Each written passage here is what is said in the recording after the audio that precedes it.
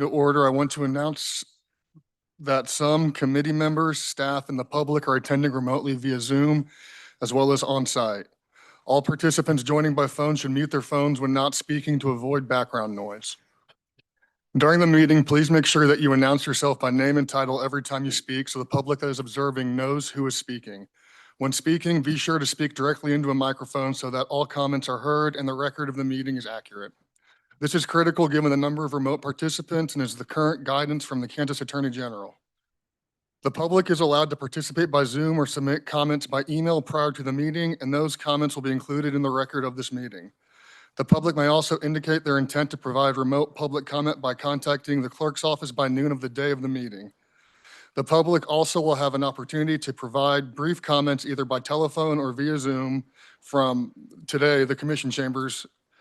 During the meeting, please make sure that you announce yourself by name and title every time you speak so the public that is observing knows who is speaking. I will now call the meeting of the Public Works and Safety Standing Committee for Wednesday, January 28th, 2026 to order. Clerk, roll call, please. Roll call. Lopez, Here. Hill, Here. Ramirez, Here. Howard, Kump. Here. Clerk, are there any revisions to the agenda this evening? There are no revisions to the published agenda. Oh, Commissioner Burns. Commissioner Burns, sorry. Burns? Here. Chair, there are no revisions to the published agenda. Thank you. Our first order of business is the approval of minutes from our meetings of January 27th, October 27th, and November 17th, 2025. Is there a motion for approval? Move to approve. Second. We have a motion and a second. Roll call. Roll call. Roll call. Lopez, Here, aye. Hill. Aye. Ramirez, Aye. Kump, Aye. Burns. Aye. The vote is 5-0. The motion carries. Thank you, Clerk. We have several items on our agenda this evening. Item 4.1, Resolution, Central Avenue Bridge Replacement Grant Application. The first item on our agenda this evening is the adoption of a resolution to apply to the BUILD grant. This grant opportunity closely aligns with the needs associated with the Central Avenue Bridge Replacement Project. I will now recognize Troy Shaw, Public Works Director, for presentation and remarks. Troy Shaw, Director of Public Works. Don't have a presentation, but I do have good news. Most of you know it by now, but state announced last week that they will be replacing our bridge in conjunction with their I-70 Central Avenue Bridge project. Great news for us. Why are we still applying for a grant? There's additions that we can add to this project if we get this grant, additional pedestrian facilities, other accommodations that the state typically doesn't do with their project. So that's why we're still going after the grant, even after the announcement. We've actually been working with KDOT through the study we've been doing, talking about this based on the input we received from the public and the need or the desire to reopen that bridge. So we were very glad to hear this news from KDOT, and it gives us a lot of opportunity with this grant. So we're really just requesting permission to apply for it. It's upwards of $25 million. Our intent and the original conversations with KDOT, I don't have this in writing. We're still working through the whole process right now. The intent is to use their funding as the matching portion for this grant. So hopefully if we would get it, it would be $0 to the UG. However, through negotiations with KDOT, however that works out, if it did cost the UG dollars, we'd be back to the commission to approve that before we accepted the grant anyway. So the intent is it's free, but if it costs us or if there's a match that we have to provide, we will be back to the commission to get approval for that anyway. So up for questions. Do any members of the committee have any questions or comments? I'll ask the clerk if any comments were received from the public. No comments were received. Do we have anyone online who wishes to speak? No hands are raised. Is there anyone appearing in person who would like to address this item? I will now entertain a motion. Move for approval. Second. There's a motion and a second. Roll call, please. Roll call. Lopez, Aye. Hill, Aye. Ramirez, Aye. Burns, Aye. Kump. Aye. The vote is 5-0. The motion carries. Thank you. Thank you. Item 4.2, resolution, request for approval to apply for the fiscal year 2026 Federal Stop Violence Against Women Act grant. The next item on our agenda this evening is adopting a resolution authorizing application for the fiscal year 2026 Federal Stop Violence Against Women Act grant. I will recognize Casey Meyer, Chief Deputy Counsel, for presentation and remarks. Good evening. The legal department is requesting approval to apply for and accept the Federal Stop Violence Against Women grant. This is a grant we apply for annually to support our victim services coordinator and our domestic violence prosecutor in municipal court. The value of the grant is $133,295.30. And it carries a $45,814.48 match, which will be funded out of currently existing funds. Does any member of the committee have questions or comments? Clerk, have we received any comments from the public? No comments received. Is there anybody online who wishes to speak? No hands are raised. Is there anyone appearing in person who wishes to speak on this item? I'll entertain a motion. Move for approval. Hill. Second. Hill, second. Clerk, there's a motion and a second. Roll call, please. Roll call. Lopez, Aye. Hill, Aye. Ramirez, Aye. Burns, Aye. Comp. Aye. The vote is 5-0. The motion carries. Thank you. Item 4.3, resolution declaring the necessity and authorizing a survey of lands to be acquired by the Board of Public Utility. The next item on this agenda this evening is adopting a resolution declaring the necessity and authorizing a survey of lands to be acquired by BPU. I will recognize our legal staff for presentation and remarks. Excuse me, Commissioner, I know our Wendy Green was going to be present. And Delaney, do you know anything about this item? Okay. Is there any way we can set this aside after our next item? And I know Wendy is on her way. I know she was prepared to present this. Yeah, that's fine. Do I need a motion for that or can we just move on? Okay. Sounds good. All right, up next, item 4.4, ordinance amending chapter 15, article 4, fireworks. The next item on this agenda this evening is approving an ordinance extending the date for fireworks sales from June 29th through July 4th to June 27th through July 4th, with an option to extend the time for the sale of fireworks past 10 p.m. This item was returned to this committee on December 18th, 2025 by the Board of Commissioners for further discussion. I will recognize Delaney, attorney, for presentation and remarks. Delaney Lankachandra, UG Legal Department. The current ordinance in Kansas City, Kansas allows fireworks sales from June 29th to July 4th. This would extend the start date to June 27th. That'll bring us in line with Bonner Springs, Edwardsville, and Shawnee, as well as a few other cities in Kansas. The ordinance is broken down into two options. So both would extend that start date 2 days early, and the second would soften the 10 p.m. sales time. The second would soften the 10 p.m. end time for sales, allowing customers who are already inside the sales tent to complete their purchase if they're there before 10. And we have a representative from the fire department to speak further on this. John Droppelman, Fire Marshal for the Kansas City, Kansas Fire Department, and I am just here to answer questions that you may have. Thank you. Do any members of the committee have any questions or comments? Commissioner Hill.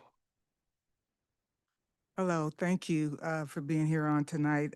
During our last discussion, I wasn't quite clear, so I want to ask a couple of questions. The first question would be, would this overburden the fire department if we did this extension of dates? This does not overburden the fire department. It just adds a little financial increment to our budget to be able to do that. It's fairly minor, but it is requiring more hours by the Fire Prevention Division to extend those days and those times. I think So I provided you all this statistics on a day and then an hour that is broken down into what it costs to provide that service from the fire department. So basically what you're saying, the fire department could get the job done. However, there could be some challenges. Yeah, there's a financial responsibility that's involved. It's fairly minor. The only logistical issue is the soft closing. And I recommended last time that that's a hard closing. If you want a soft closing at 10, then just move it to a hard closing at 11. We can't be at all the stands at the same time. There's just not enough of us. So if that's an option, move it to 11 o'clock, but just keep it a hard closing wherever it's at. Okay, thank you. Commissioner Ramirez. Thank you, Mr. Chair. I was not opposed to extending the 2 more days. The one issue that I had was that soft closing.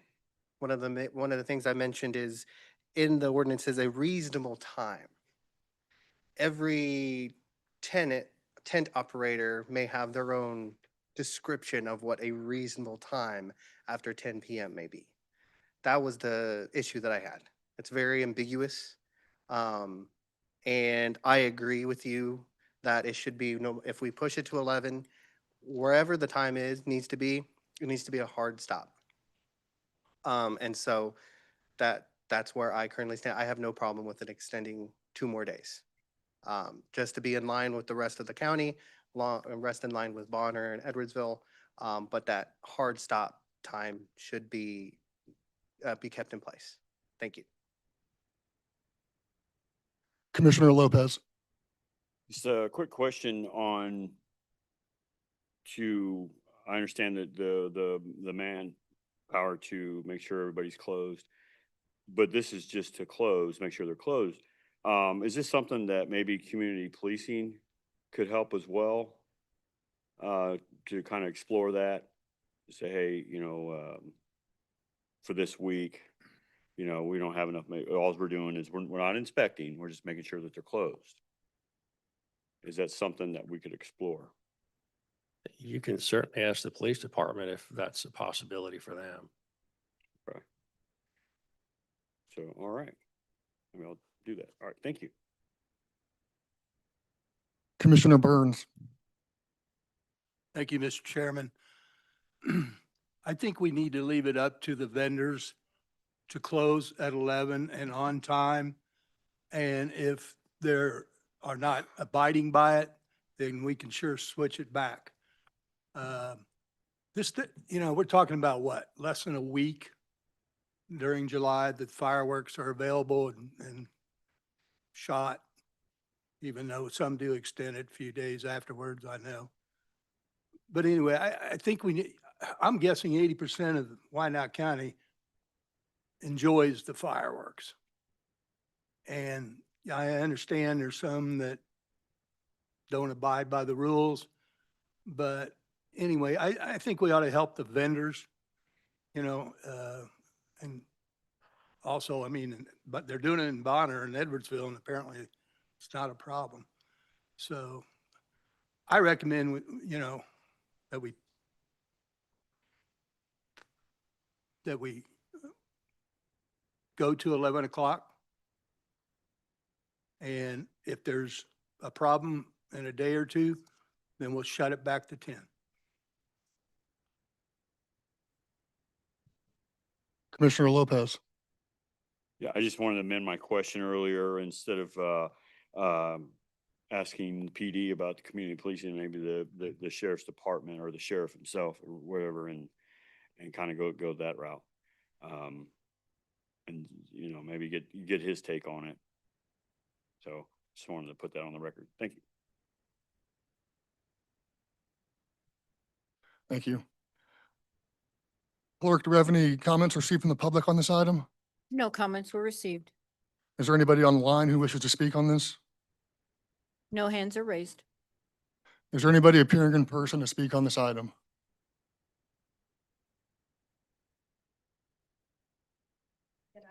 Question? You have 3 minutes. Corey Hall, 3310 North 37th Street. So I want to touch base on what Dr. Hill was asking a question about. So if we extend, I understand the soft and hard closing that everyone was talking about, but you said if we add 2 days in the beginning, that there would be a minor cost that we would have to occur with, I'm assuming, fireman salaries, correct? So if we're having such a problem with our budget, why would we add 2 days when that money could probably be saved and put into a reserve somewhere for something? I understand it's minor, but there's a lot of minor things that need to happen to our budget in order for us to make sure we stay in the correct amount of dollars that we need, especially with many things that are getting ready to be on our plate. Thank you. Does anybody else wish to speak on this item?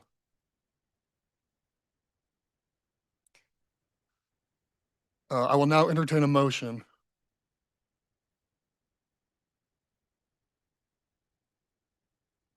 Move for approval. Second. Commissioner Ramirez, before we vote. Thank you, Mr. Chair.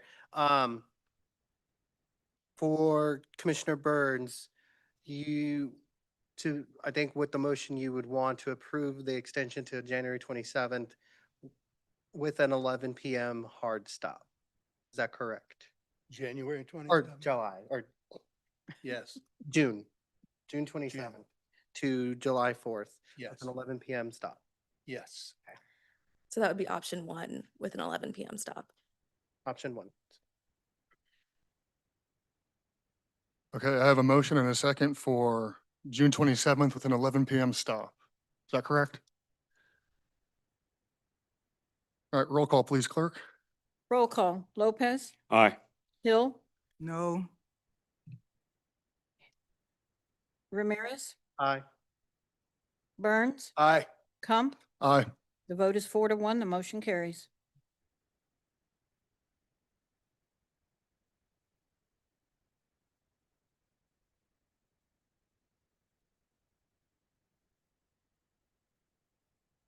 We should-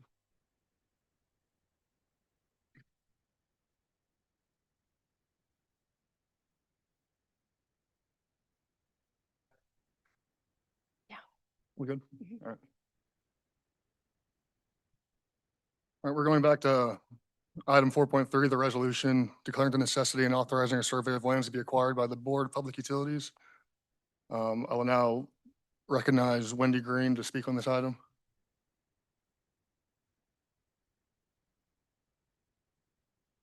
Good evening, Commissioners. Wendy Green, Deputy Chief Counsel.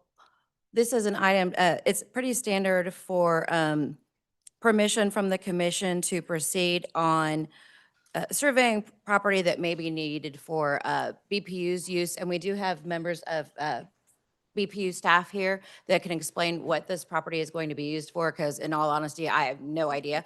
So if we could have anybody from BPU that could come forward and answer any questions that you all may have. But again, it would be land that would be needed for power lines or water lines.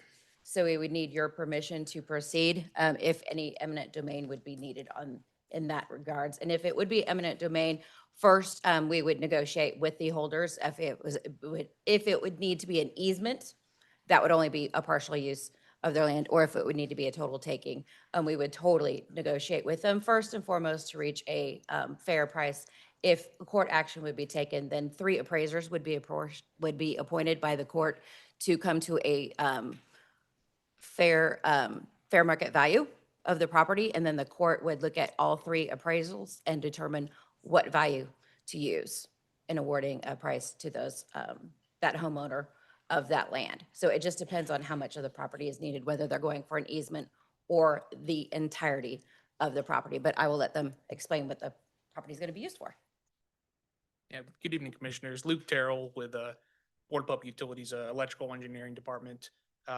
We're just looking for easements to install a 12-inch water main line and overhead pole line and 2 6-inch electric PVC conduits buried under the ground. I do have water here as well to add anything. Brandon Sisk, BP Water. So the 12-inch water main would be to tie into existing infrastructure that we put in a few years ago over off State Line Road. That's currently being served by a interconnect with Kansas City, Missouri. But this would allow us to tie into that infrastructure. And this is existing infrastructure that we already have. That's across, if not going here, we'd have to cross the Kansas River. So this allows for us to tie in using that property. So it's easements only? Yeah, correct. So I'm sorry, you said that was easement only then? Okay. Correct. Thank you.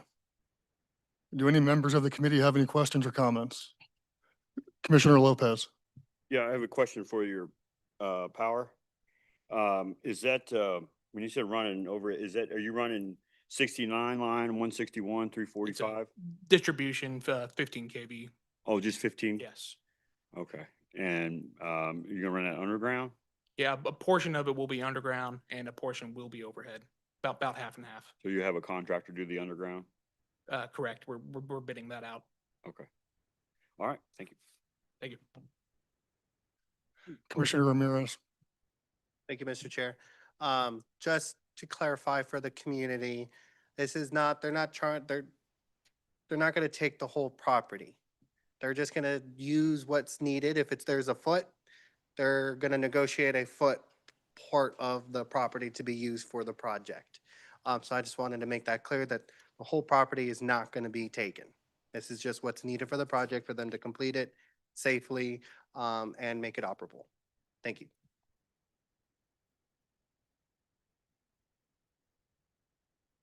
Commissioner Lopez. Yeah, just real quick, where's this, I'm sorry, Central Avenue to State Line?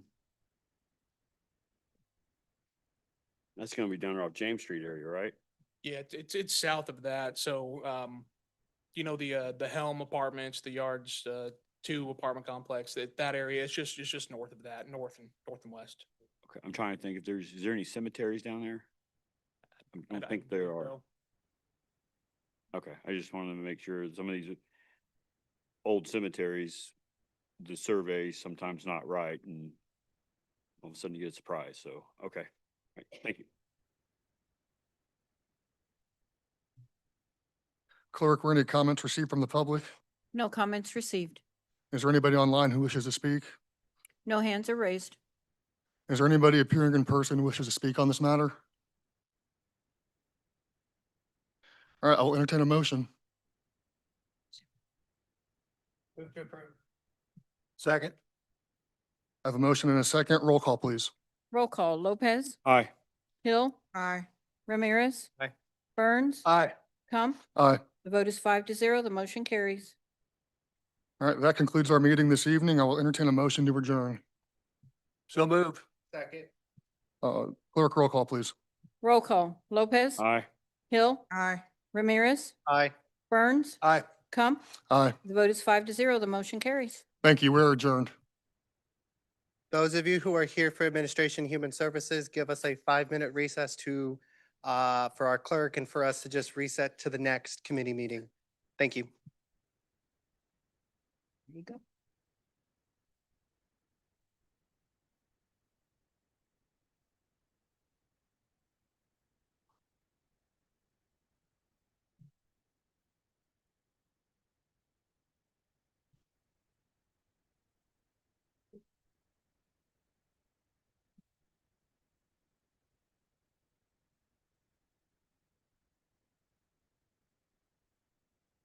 You still have, okay, good. I printed out. That's it.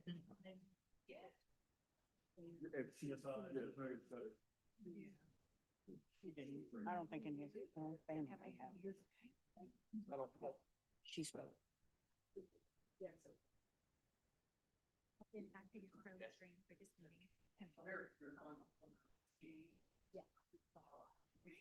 Just here to make sure the pumpkin.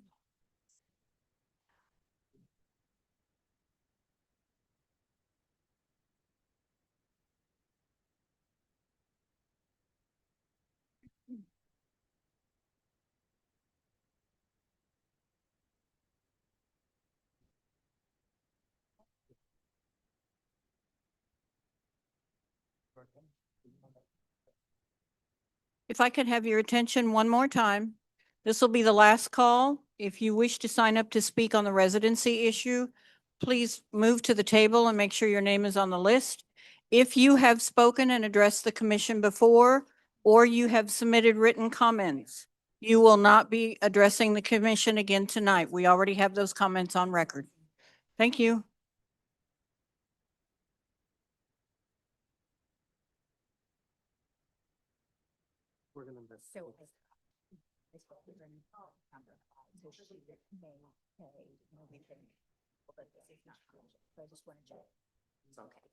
Right, thank you.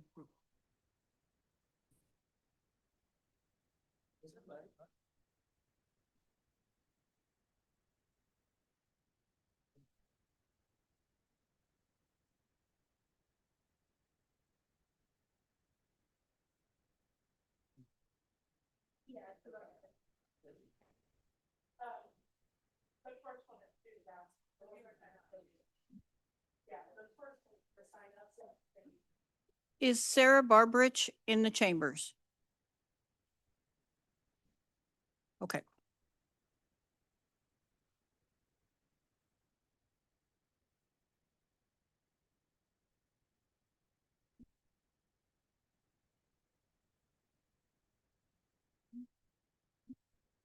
Oh.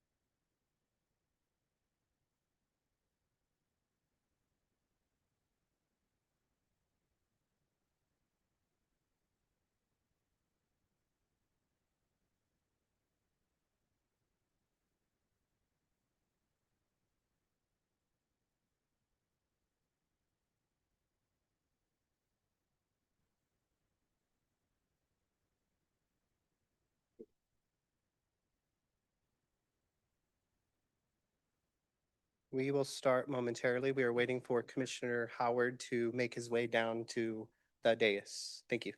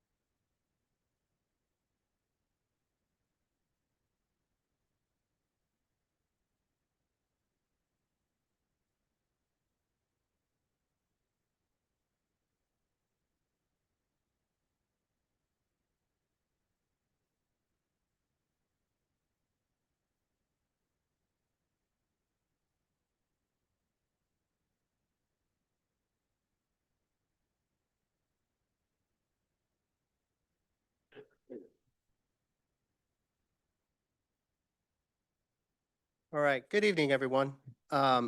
Before I call the meeting to order, I want to announce that some community members, staff, and the public are attending remotely via Zoom as well on site. All participants joining by phone should mute their phones when not speaking to avoid background noise. The public is allowed to participate by Zoom or submit comments by email prior to the meeting, and those comments will be included in the record of this meeting. The public may also indicate their intent to provide remote public comment by contacting the clerk's office by noon on the day of the meeting. The public also will have an opportunity to provide brief comments either by telephone or via Zoom from the fifth floor conference room of the municipal office building or today in their commission chambers. During the meeting, please make sure that you announce yourself by name and title every time you speak so that the public is observing and knows who is speaking. This is critical given the number of remote participants and is current guidance from the Kansas Attorney General. If public comments are allowed on an agenda item, comments should be limited to the topic of that item, and disruptive comments and behavior are not permitted and may result in removal from the meeting. My name is Commissioner Christian Ramirez, and I am the chair of this committee. I will now call the meeting of the Administration and Human Services Standing Committee for Wednesday, January 28th, 2026 to order. Would the clerk please call the roll? Roll call. Lopez, Here. Hill. Here. Howard. Good timing.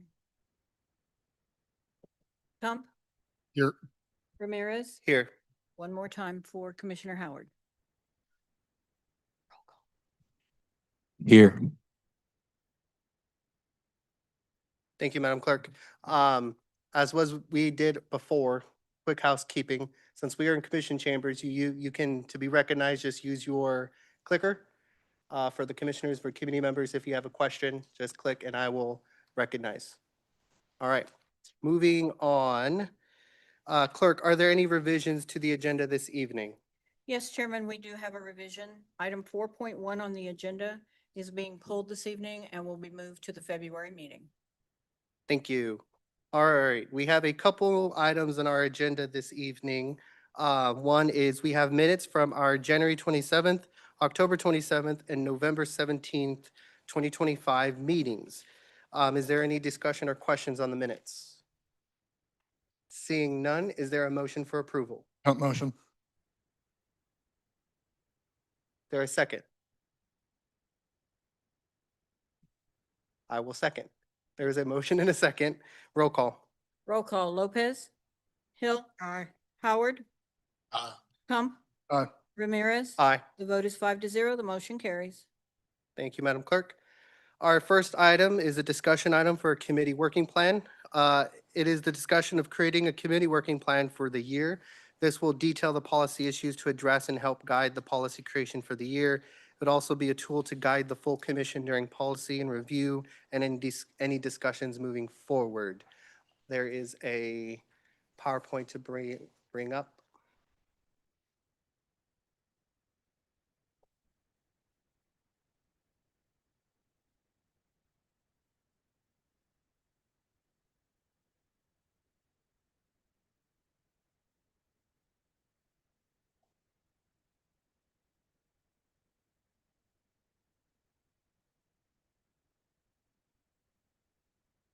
Not that one quite yet.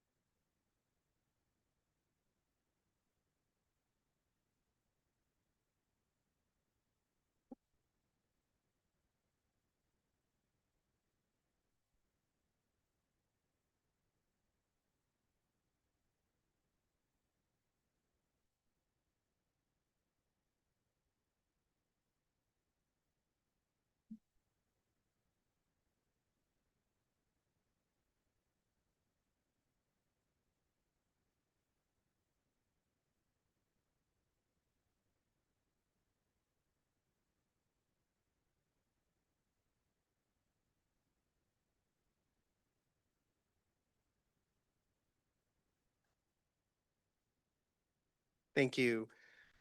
This was an item that I brought forward as the chair. Usually, as our committees, we discuss items that are brought by staff, and then we vote on it and it moves to full commission. I wanted the committee to have a way forward of us kind of being proactive rather than reactive to issues out in the community. And so part of that, next slide, please. Last year, the commission voted to approve a local priorities plan. We view it as we have a state and federal legislative agenda that our lobbyists do to lobby our state and federal government to make change. We felt as the commission last year that we should have our own version of that, but it's called a local priorities plan. And so part of that states that the administration would create and present to the commission a priorities plan for the current year. That is currently still being written and developed by our administration, but the two requirements that were part of that was items can be divided into an administrative task, meaning the administration and staff can make those changes. Legislative items, meaning us as the commissioners, we would have to pass ordinances or resolutions to make that work, or a budgetary, and that's a combination of legislative and administrative tasks. And part of that is items that are part of this local priorities plan have to be completed within 1 year.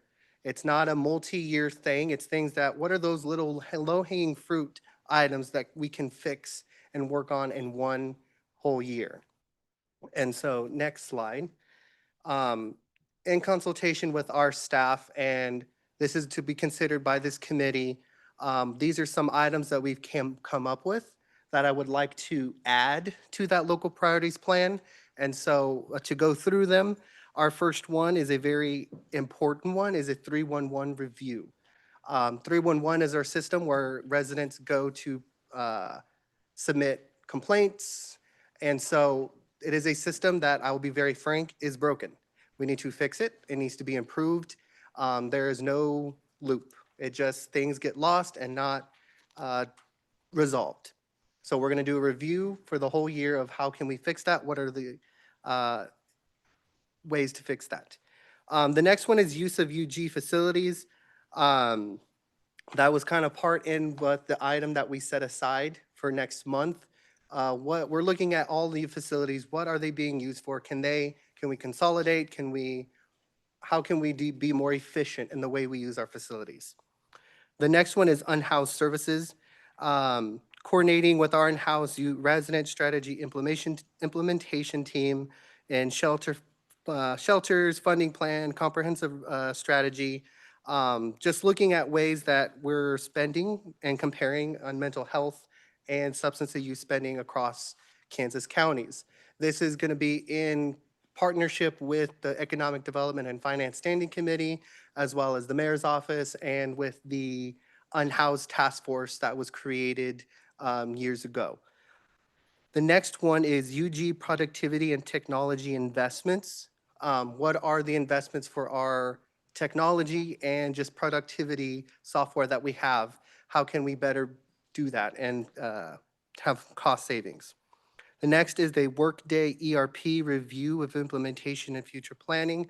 Our finance team, they purchased the Workday, which is our enterprise program that operates majority of our operations here at the Unified Government.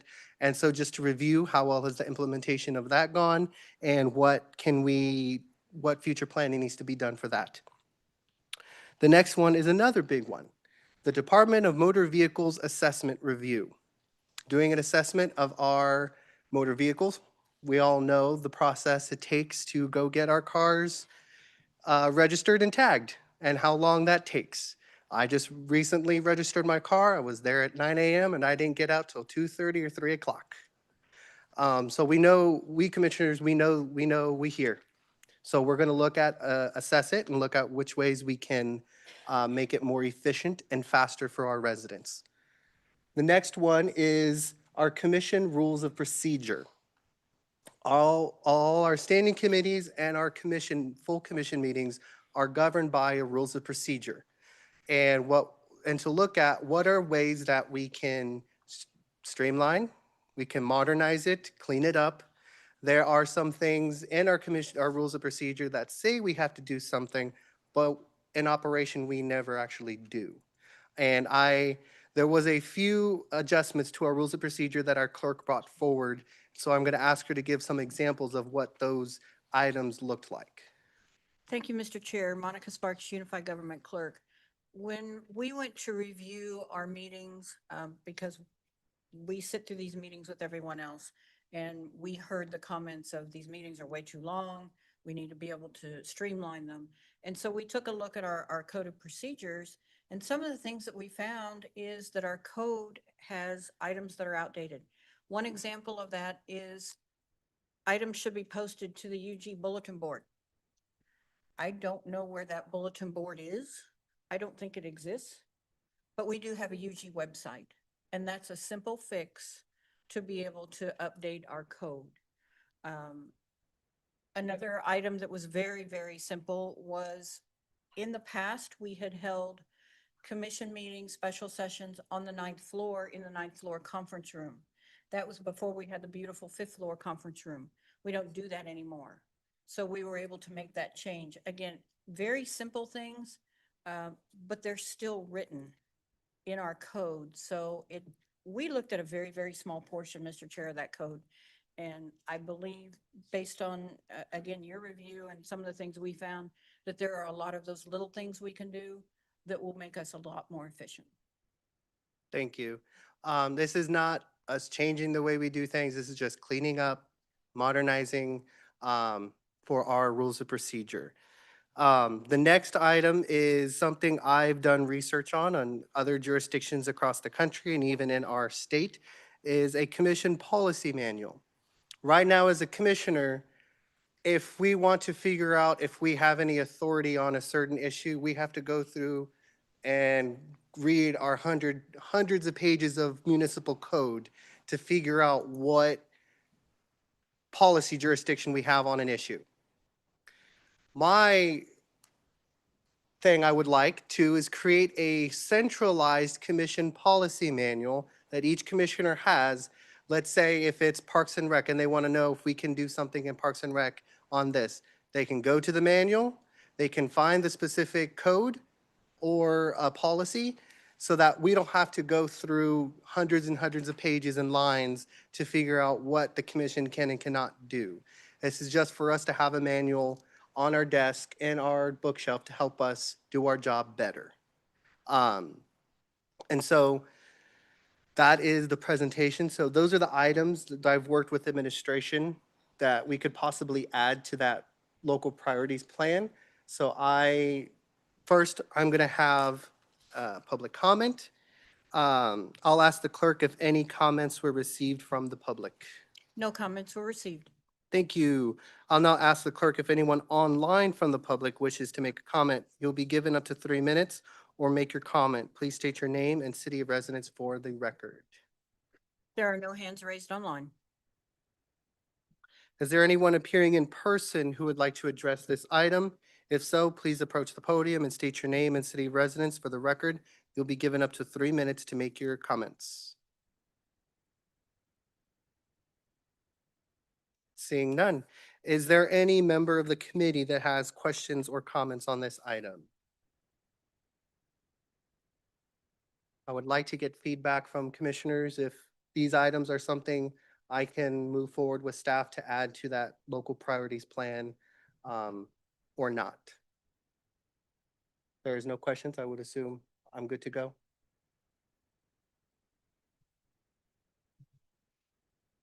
Commissioner Hill. You mentioned that you just wanted comments from the commissioners on this particular issue. Yeah. I'm very excited about the commission policy manual. Put your blood up more. Okay. Thank you. I'm sorry. I'm very excited about the commission policy manual. I have fished through a lot of policies since I've been here, and they, when I say they, staff would give me a code to go and look under 17 or whatever number it is. And then once you get to 17, it's only 100 pages. So it's very difficult to find a lot of information that I would like to get. So yeah, I'm very excited about that. The commission rules of procedure would be good to just be easy and accessible. I think those are good ideas. So thank you for that. Thank you. Commissioner Kump. Thank you, Chairman. Yeah, I just want to echo Commissioner Hill's sentiment. I think this is these are good policies to review. I'm particularly excited about our customer service policies, the DMV assessment review and the 311 review. I think this is a good initiative. So I commend you for the work you did, and I'm excited to move forward with it. Thank you. Council. Thank you, Commissioner. This is Senior Counsel Z. Bishop from the Unified Government Legal Department. And sir, I just want to clarify, this is an item for information only, correct? And so Yeah. you're seeking feedback, but the committee is not making a decision or taking any vote tonight. No, that is correct. These items I will give to our administration to add to that priorities plan, and that priorities plan will come back to will be presented to full commission when it is ready to go. Commissioner Howard. Commissioner Howard, District 1. Thank you for that presentation. One of the things that I'm most excited about, as we always talk about, is transparency and accountability. And so the fact that we are now focusing on following our own rules and trying to figure out ways to be more efficient is very exciting times for me. Also, too, I appreciate you, Monica, for breaking that down. Some of the examples, excuse my tardiness, a part of the reason why I was late is because I was just having this conversation about making the information digestible enough for the people, the community that's on the outside, to be able to get the information in a timely fashion and then make an informed decision. So I'm excited that we're now incorporating ways to streamline and make things digestible for our community. So thank you. Thank you, Commissioner. Are there any other comments? Seeing none, thank you. This was for information only. All right, our next and last item is a resolution amending the Human Resources Guide. Our final item on the agenda is the adoption of a resolution to amend the UG Human Resources Guide. As was noted on the agenda, all comments, whether submitted in writing or delivered in person during the meeting, are part of the record of the meeting. No additional comments from persons who have previously addressed the committee for this item will be allowed. I will recognize Renee Ramirez, our Human Resources Director, for the presentation and any remarks.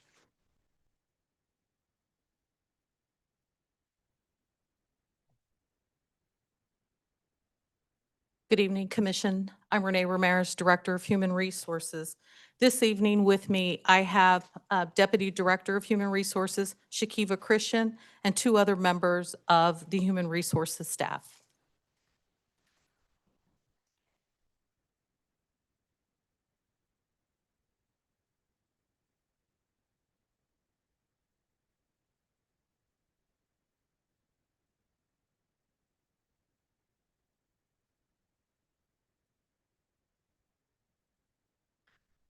I'd like to begin with a brief timeline to ground us on how we got here.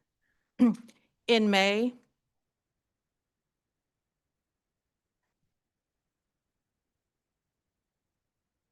next slide, please.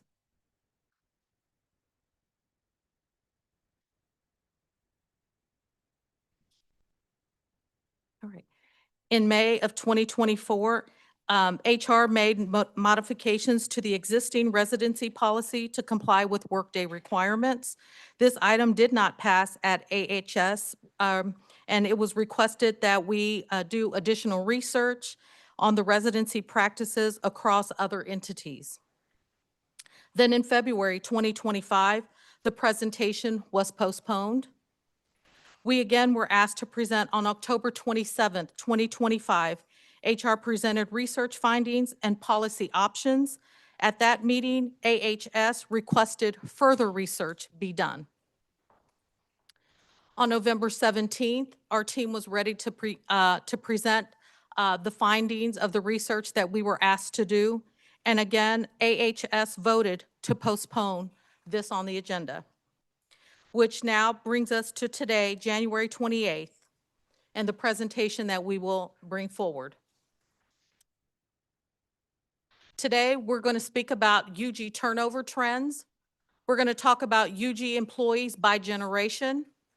There was a 2022 community survey that was conducted, a 2025 February survey that was conducted, then residency research and peer comparisons that doesn't appear on the slide there, and then residency policy alternatives, options, and key considerations for you to consider when looking at this policy. So this slide here represents the UG turnover rate. Basically, in human resources, every organization is going to talk about their turnover rate. This is how we are separating employees. There's a study out there through the Mercer Group. The average national turnover rate for 2024 and 2025 was averaging about 13.5% turnover. At the time of this presentation, we were projecting about a 10.5 turnover rate. And as you can see, typically the unified government stays pretty consistent with staying under the national average of turnover rate. And the turnover rate at the national level fluctuates back and forth.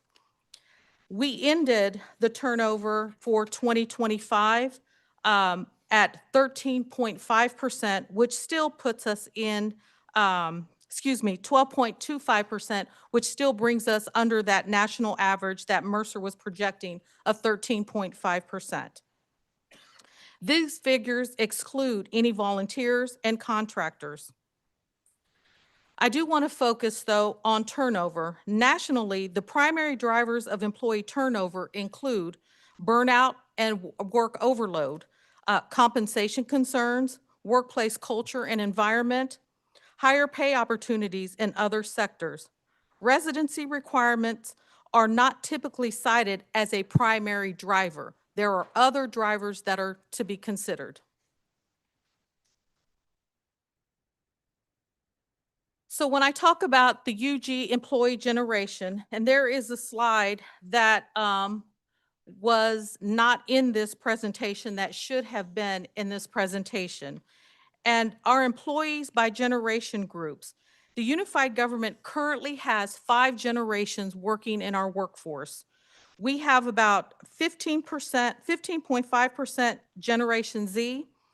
We have millennials representing 39.3% of our workforce. Generation X representing 33.8% of our workforce. Baby boomers representing 10.9% of our workforce. And the silent generation, 0.46% of our workforce. This illustration here is going to focus solely on the hires, the new hires that we hired in 2024 and in 2025 by generation. So as you can see here in the illustration, for 2024 Gen Z, we hired 191 employees in 2024 versus in 2025, we hired 101. The millennials, which is Gen Y, we hired in 2024 117 versus 55 in 2025. Gen X, we hired 97 in 2024 versus 35 in 2025. And then the baby boomers, we hired 97 in 2024, and then in 2025, we hired 22. And then the silent generation, in 2024, we hired 13 versus 1 in 2025.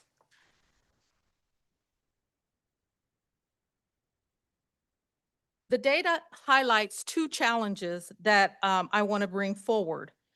Basically, we have an aging workforce and labor shortages, particularly in competitive roles. Those are challenges that literally every organization faces today. We are not exempt from facing challenges regarding our workforce.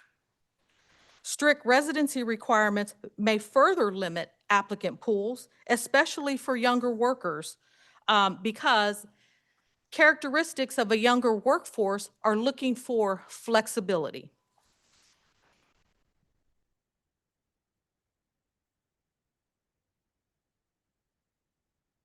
Moving to the community survey results in 2022.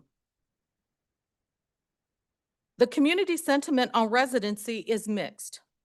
33% opposed or did not support or strongly opposed elimination of the residency.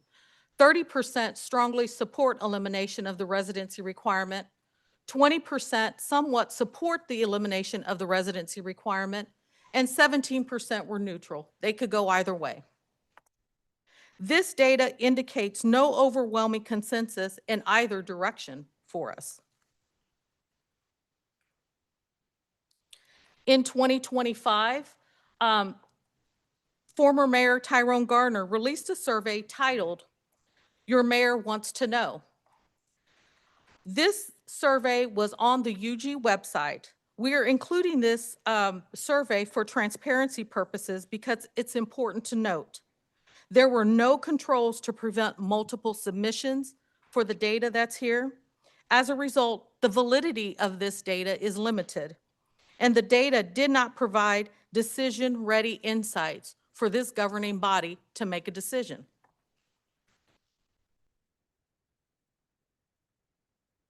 In the October 27, 2025 AHS meeting, the following alternatives were discussed. Extending the relocation requirements from 12 months to 24 months, and that's the yellow one there.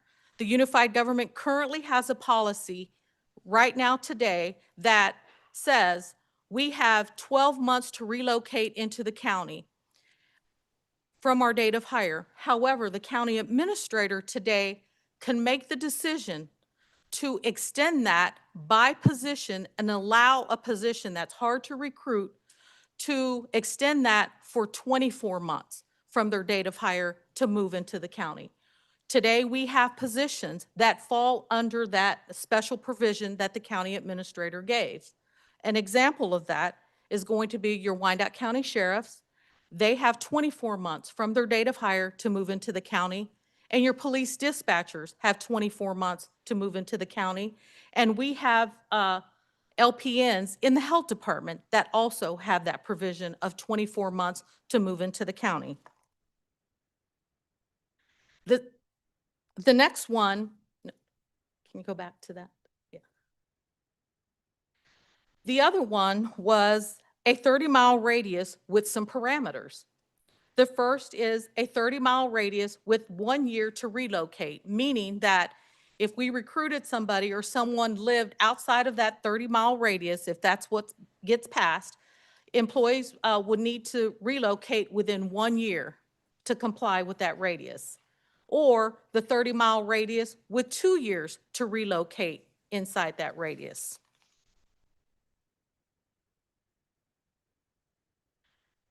So that's pretty much sums up what happened on October the 27th. Now we're moving to part 2. There was additional research that was conducted on the residency. We were asked to look at different studies. So the local government study.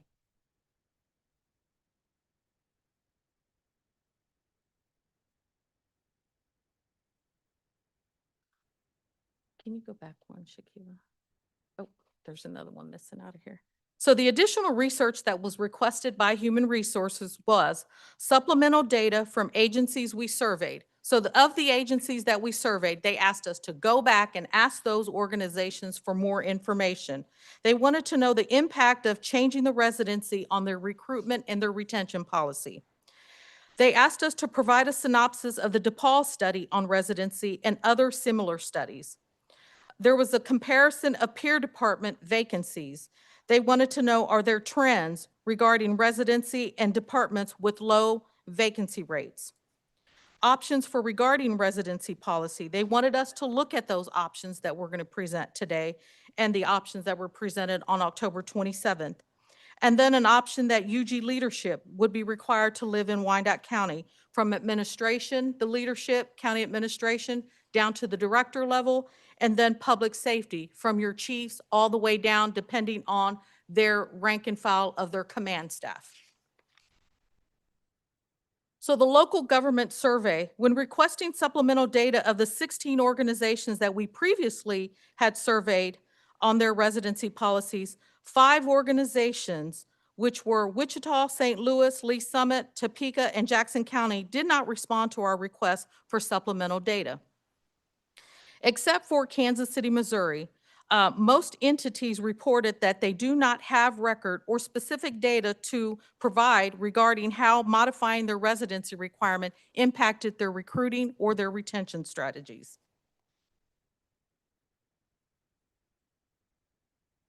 Most reported a positive recruitment impact after modifying residency, but without measurable data. KCMO reported that residency changes had no significant recruitment impact, while increasing the starting pay of a police officer did have an impact on their recruitment strategies.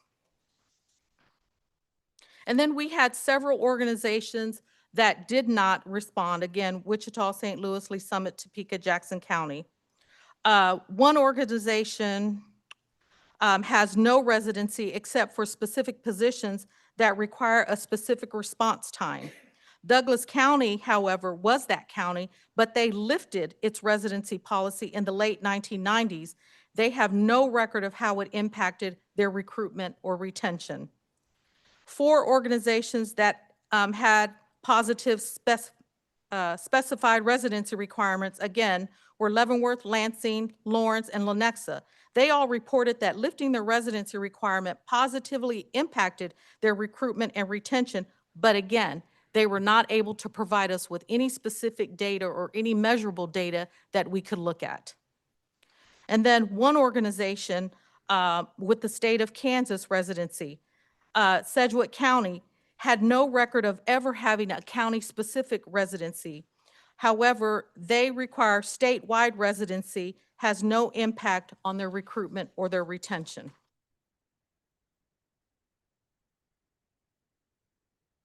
Again, I covered this slide previously about the supplemental data that we were requested to cover. So now I'm going to go into the residency requirements for the DePaul University study summary. So the DePaul University study, it examined whether residency rules improved community trust or safety. It compared 2 cities. It compared Chicago, who had a residency requirement, and versus New York, who did not have a residency requirement. It analyzed 14 years of crime and citizen complaints.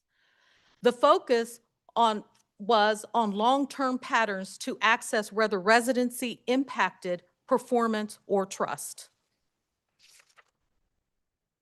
The key findings in this study were there were no measurable links between residency requirements and lower crime or fewer complaints. Residents viewed officers who lived within the community as more connected and trustworthy. Community perception, and we all know perception is huge, not residency status, most influenced cooperation and safety.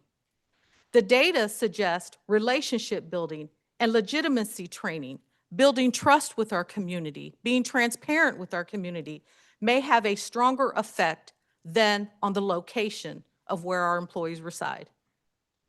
Flexibility in residency policy could balance community presence with recruitment needs. The study suggests considering flexibility, allowing choice or distance ranges to maintain both recruitment, retention, and what works best for our organization and the community we serve.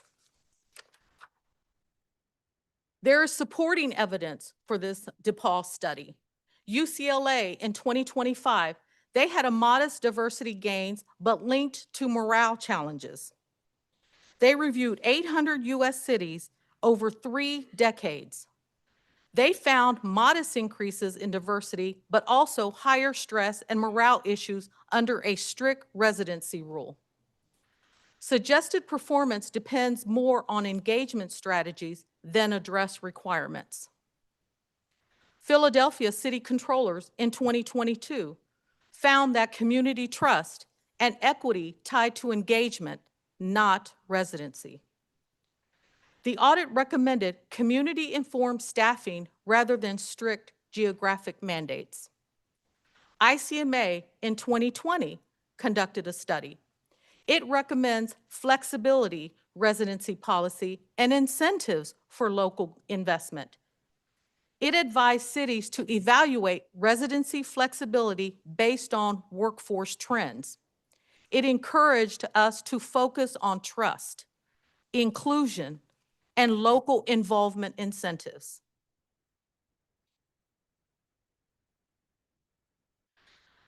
Comparison of internal UG department vacancy rates and implications on residency. Internal data shows residency, again, is not a primary driver of vacancies. I gave an example earlier. We have the Sheriff's Department who has a 24-month residency to move into the county from their date of hire. We have sign-on bonuses for the deputy sheriffs that basically when we recruit, in order to get individuals to come want to work for us, we're going to incentivize them to apply and get hired for us, with us. And they will get an incentive, one, when we hire them, another incentive when they meet the 12-month period, and lastly, when they relocate and show proof that they relocated into the county 24 months from their date of hire. Yet, the Sheriff's Department, based on the data that we have here, has one of the highest vacancy rates for our organization.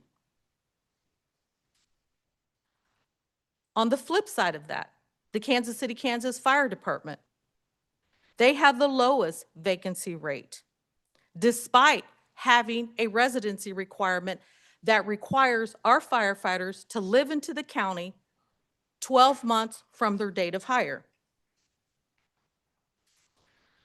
Some for KCKPD. Again, key vacancy drivers include not just residency, starting pay, work schedules. Our Kansas City, Kansas Police Department works an 8-hour schedule with 2 consecutive days off. Surrounding jurisdictions work a 10-hour work schedule with 3 consecutive days off. Again, we're looking at flexibility. Residency timing. We have to look at probationary periods. For a Kansas City, Kansas police officer, they have a residency requirement that requires them to move into our county 12 months from their date of hire. However, they have a probationary period of 18 months. They serve in our academy for 26 weeks, and then they graduate from the academy, and then they start their FTO phase. And the FTO phase doesn't mean you have a ticket to be on our team. You still have to pass that FTO phase. And after you pass the FTO phase is when you come off probation. So look at the optics of that. Our police officers, are required to move into the county within 12 months from their date of hire, but we can't tell them they're going to be a police officer until they complete their probation in 18 months.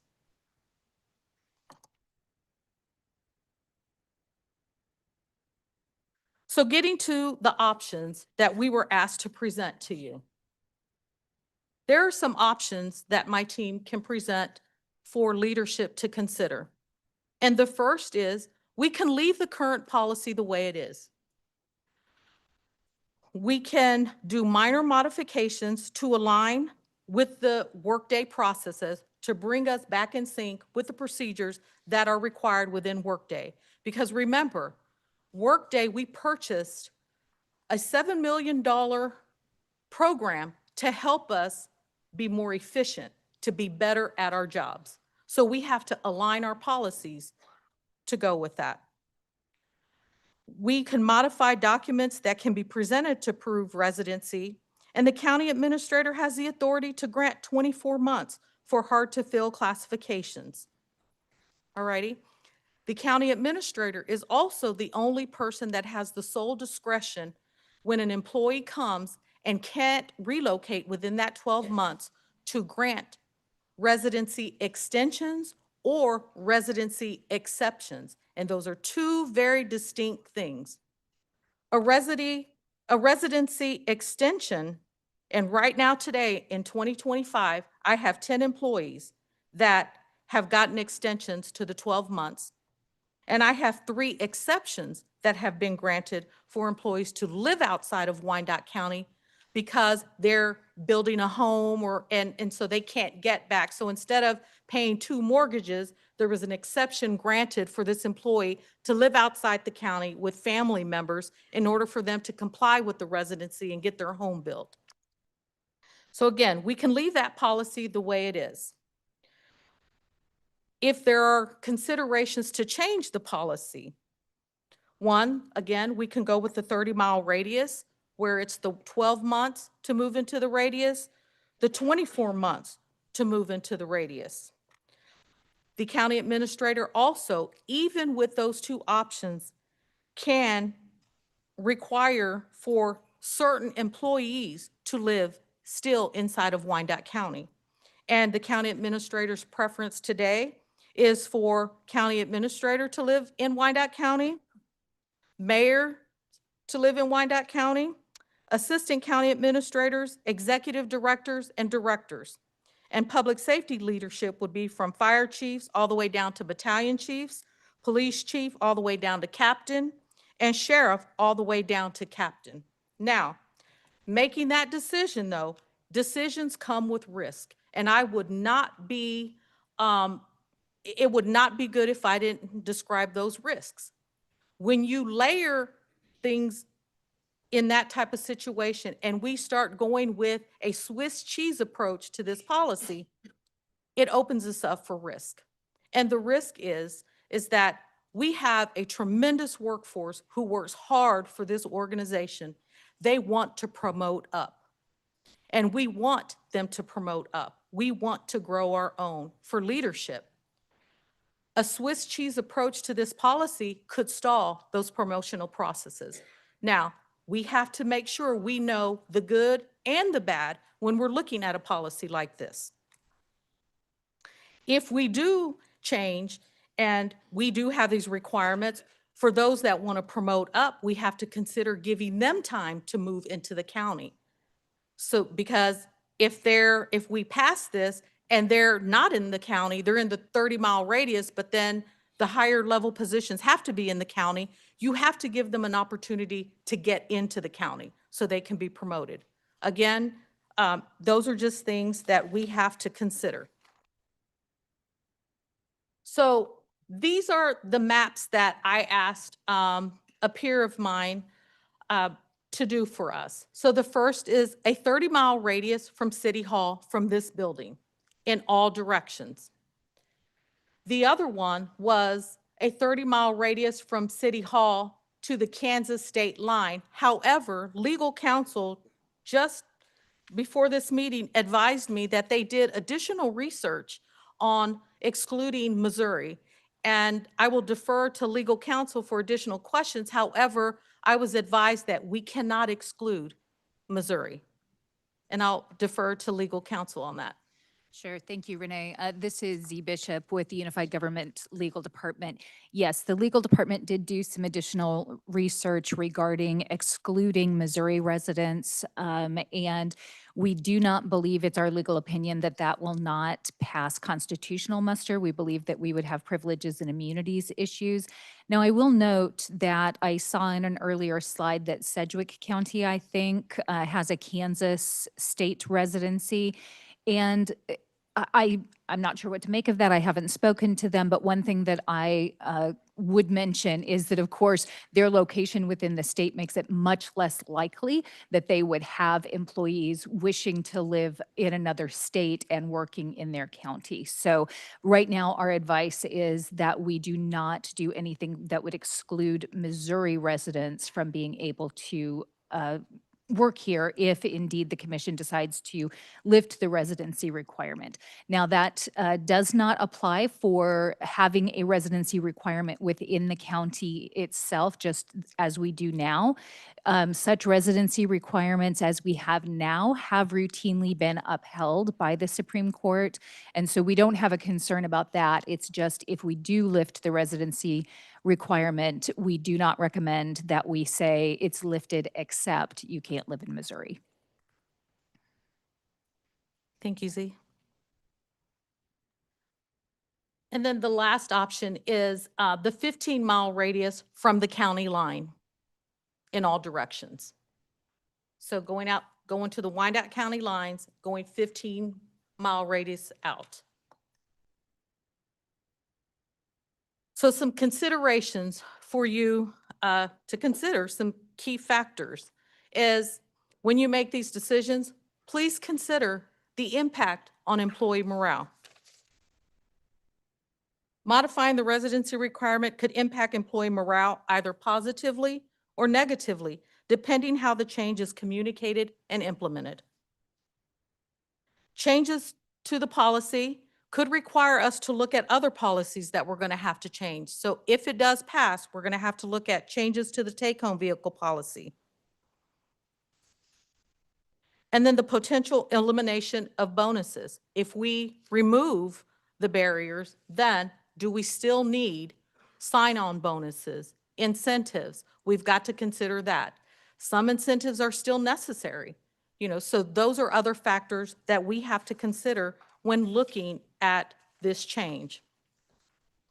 In closing, residency is one of many factors affecting recruitment and retention. The data suggests that compensation, schedules, and culture play a role as well. We're here to provide information and to options. And I thank you for allowing us to present this data to you on the policy that impacts our entire workforce. And we look forward to your direction on how you would like for us to proceed. Thank you. And I'll stand for any questions. Thank you. Thank you, Renee. We will do public comment first, committee. And then we will have commissioners ask questions and have discussion after public comment, if that is okay. If not, we can go back and do commissioners first. We okay with public comment first? Okay. So we will do public comment first. If your written comment was received after the noon deadline of today, it won't be read, but it will be added to the record of the meeting, which will be uploaded after this into our agenda system where you can view it. And all comments that have been submitted will be uploaded as well, so any citizen can go and read. With guidance from our legal department, I know we have some unified government employees who may speak to this issue. This is just a word of caution. You may come to us as a private citizen, but do not mention your employment with us, as that may have a disciplinary action. I don't want that to happen because it is in our HR guide of how employees are to come before us. You have every right under the United States Constitution to speak to us as a private citizen. But by our HR guide and general orders, let's make sure we don't mention employment. It's just to protect you. I'm not trying to say you can't speak to us. I just want to make sure you are safe in your employment here with the unified government. I will open the public hearing. I'll ask the clerk if any comments were received from the public. Yes, Mr. Chair, we have received comments, and at this time, with your permission, I'll read those into the record. Yes, please. Okay. First comment is from Kevin Sanderson. I am pleading for the farm and police department personnel to be allowed to live within a 30-mile area of the city. These personnel have the right to be able to choose the communities that chose to raise their families in.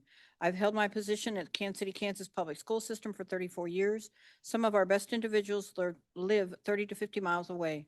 I guarantee you the school board members and superintendent office personnel all live on 30 miles, but we trust them to do what's right for their communities.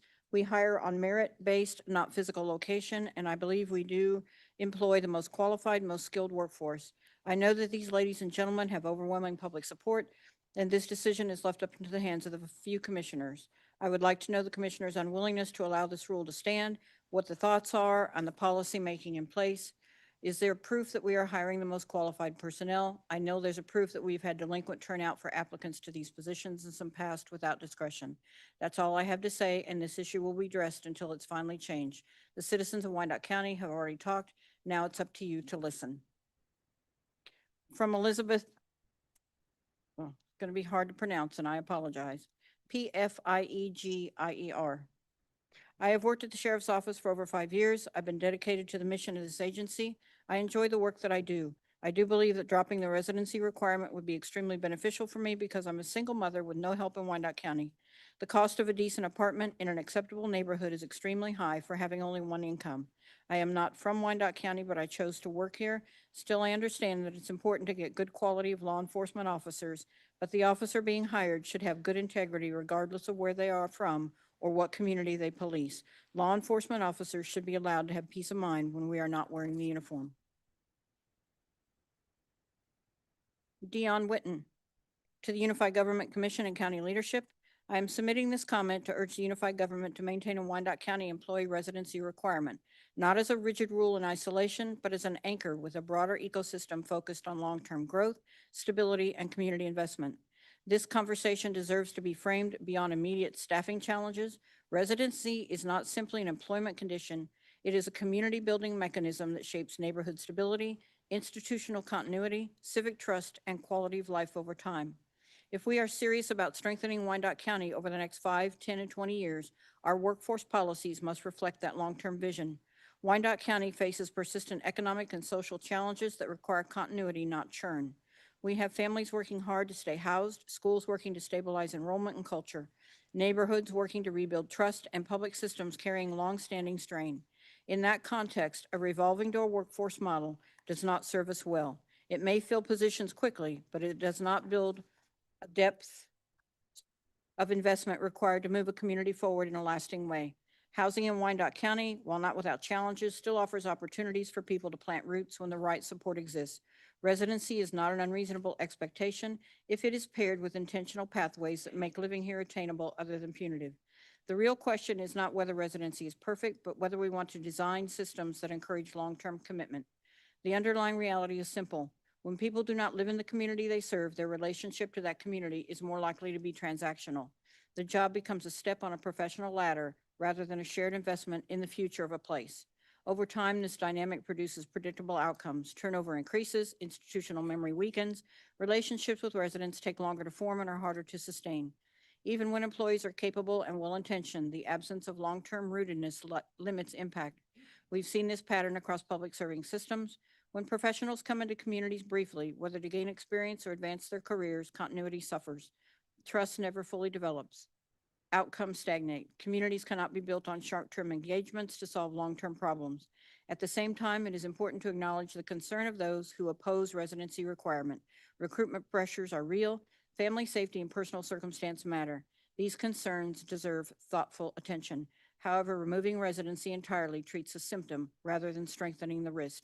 It risks reinforcing a model where people work in Wyandotte County while their economic lives, civic participation, and long-term commitments remain elsewhere. A more durable approach is to treat residency as part of a broader ecosystem rather than as a standalone rule. From Christina Van Cleve. I'm writing as a 24-year resident and employee of the unified government, and I strongly support lifting the residency requirement. I've read many of the comments opposing this change, and a common theme is the belief that employees must live in the community to be invested in it. Regardless of where someone lives, they either are a good employee or they are not. This is a personal trait, not a function of residency. Many individuals have families, and asking them to uproot their lives significantly limits the pool of highly qualified candidates while valuable work history and institutional knowledge. Additionally, the rising cost of housing and rent makes relocation unrealistic for many. The unified government must adapt to the times and allow new individuals to join the workforce who want to contribute to making Wyandotte County better, regardless of where they reside. Gina Brosnick. Hello, Commissioners and fellow community members. My name is Gina Brosnick, and I live in Wyandotte County for 13 years and have worked here for 16 years. Our family is deeply rooted in Wyandotte County and in public service specifically. My late father-in-law spent his entire career as a KCK PD officer. My husband is KCKFD, and I am an ICU nurse practitioner in the county. I chose to speak out not about staffing numbers, safety issues of being downstaffed, the dwindling hiring pool, or other things that you all are already aware of. I chose instead to speak on the emotional ties to this residency requirement. This requirement was originally adopted to foster stronger community connection, as well as an effort to keep local economic support here. We hear it constantly. You need to live in the county you serve, or pay them a good salary just to spend it elsewhere, no thanks. It's all emotional. No part of it is based on facts. If there were facts or numbers involved, you'd easily see that all larger cities that had residency requirements and then dropped them had a well-documented net zero to positive economic change, meaning that those who are already doing their daily spending outside the county lines continue to do so, and never residents that chose to live there then started to spend their money within county lines. Just because we need to move homes to better suit our family does not mean my husband or I or any other employee are less dedicated, less educated, less experienced, or less compassionate. Where someone sleeps at night does not determine these things. We are asking for you to remove the emotional connection to this requirement and listen only to the facts. Please vote to move this issue to the full commission. Crystal Duran. I am opposed to residency requirements for Wyandotte County employees for two reasons. One, although I was born in Wyandotte County and I'm proud to be a citizen here, it is getting harder to find affordable housing. I'm a single person and my rent has increased $75 in the last 2 years on top of what has already become a struggle to pay. I was here for the county when we didn't get a raise for almost half of the 20 years I've worked here. And one of those years, we also had to take 1 day off without pay. This has left me with a stunted income as well as retirement, yet BPU is outrageous and so is rent. If I can find more affordable housing within 30 miles of here, I would like to be able to have that option. The other reason is because I have met very good, hardworking men and women who were willing to come to work here, and they live closer than I do, but not in Wyandotte County. But because of residency requirements and unaffordable comparable housing could not stay. We've lost some excellent employees because of this rule, and the pay UG is offering our citizens is not keeping up with the costs to live here. Last comment received is from Charlotte Square. I live and work in Wyandotte County. I have no desire to relocate to any other county. I do feel the current policy is not working for the ones who work for UG to have to work understaffed due to this rule. I've been employed for over 20 years. I have seen so many employees come and go due to not being able to relocate here because of affordable housing on a UG salary. The salary is not keeping up with the economy. On another note, people will spend their money where they want to. I myself go to the surrounding counties to shop. And if you've ever been to the Legends, people come as far away as Sedgwick County. Mr. Chair, those are all the comments, written comments we've received. Thank you, Madam Clerk. I want to ask the clerk if anyone online from the public wishes to make a comment. You'll be given up to 3 minutes to make your comment. Please state your name and city of residence for the record. We have a hand raised by Kylie Mirind. You'll need to unmute. State your name for the record. You'll have 3 minutes.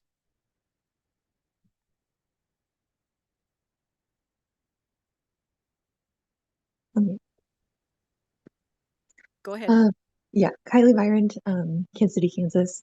As someone who just graduated, I'd like to point out that your internships also have a residency requirement. I had several um,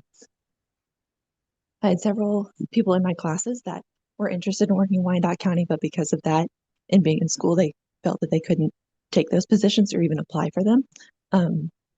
I also think that it's important to note that your part-time positions also have a residency requirement. Your school crossing guard also has to live in Wyandotte County, and they make $15 an hour, and it's a part-time position.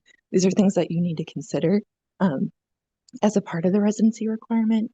And additionally, I would like to say, as someone who works in the public sector, who loves working for cities, I do not live in the city that I work for, but I have such great compassion and such a interest and dedication to that city. So I don't think that residency really is the determining factor for a lot of these things. That's all I have to say.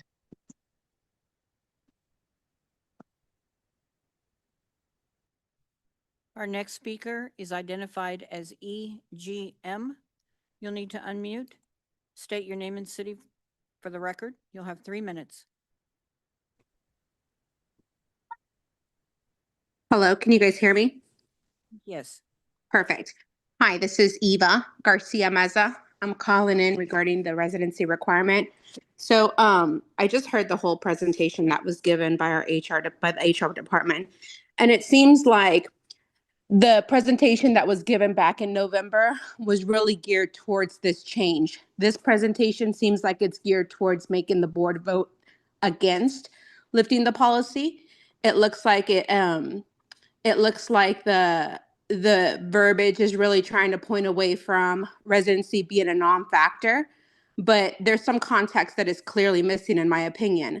When the factors are being worked too much, or what were the two factors that were mentioned? Hold on. The predictors of job separation, burnout, and work overload. Those were that were considered. The employees of many of the departments within the UG have come and voiced exactly those two things as factors for why they want this to be removed. They're saying because they are short-staffed, because they can't find enough people to get in these roles, those two things are happening.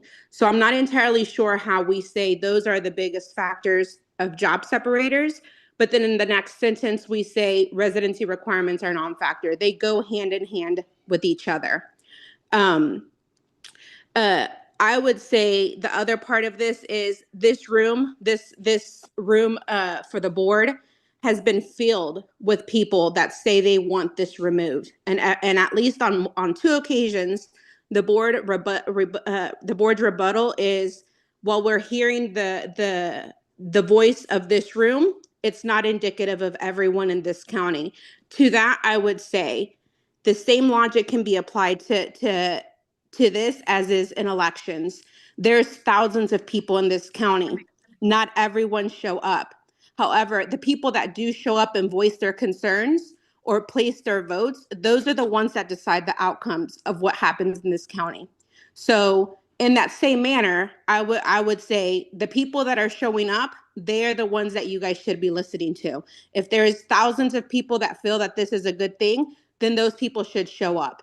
That's not what we're seeing. So I would say you guys need to please listen to what the people that are showing up, the letters that are being submitted. There is clearly a huge support for this to be lifted. Thank you. Mr. Chair, we have no other hands raised at this time. Thank you, Madam Clerk. Is there anyone appearing in person who would like to address this item? If so, please, our clerk will take over this portion. She will call your name. Again, when you come up to the podium, you'll have 3 minutes. Please state your name and city of residence for the record. Thank you, Mr. Chair. Our first speaker is Daniel Hashman with Corey Hall on deck.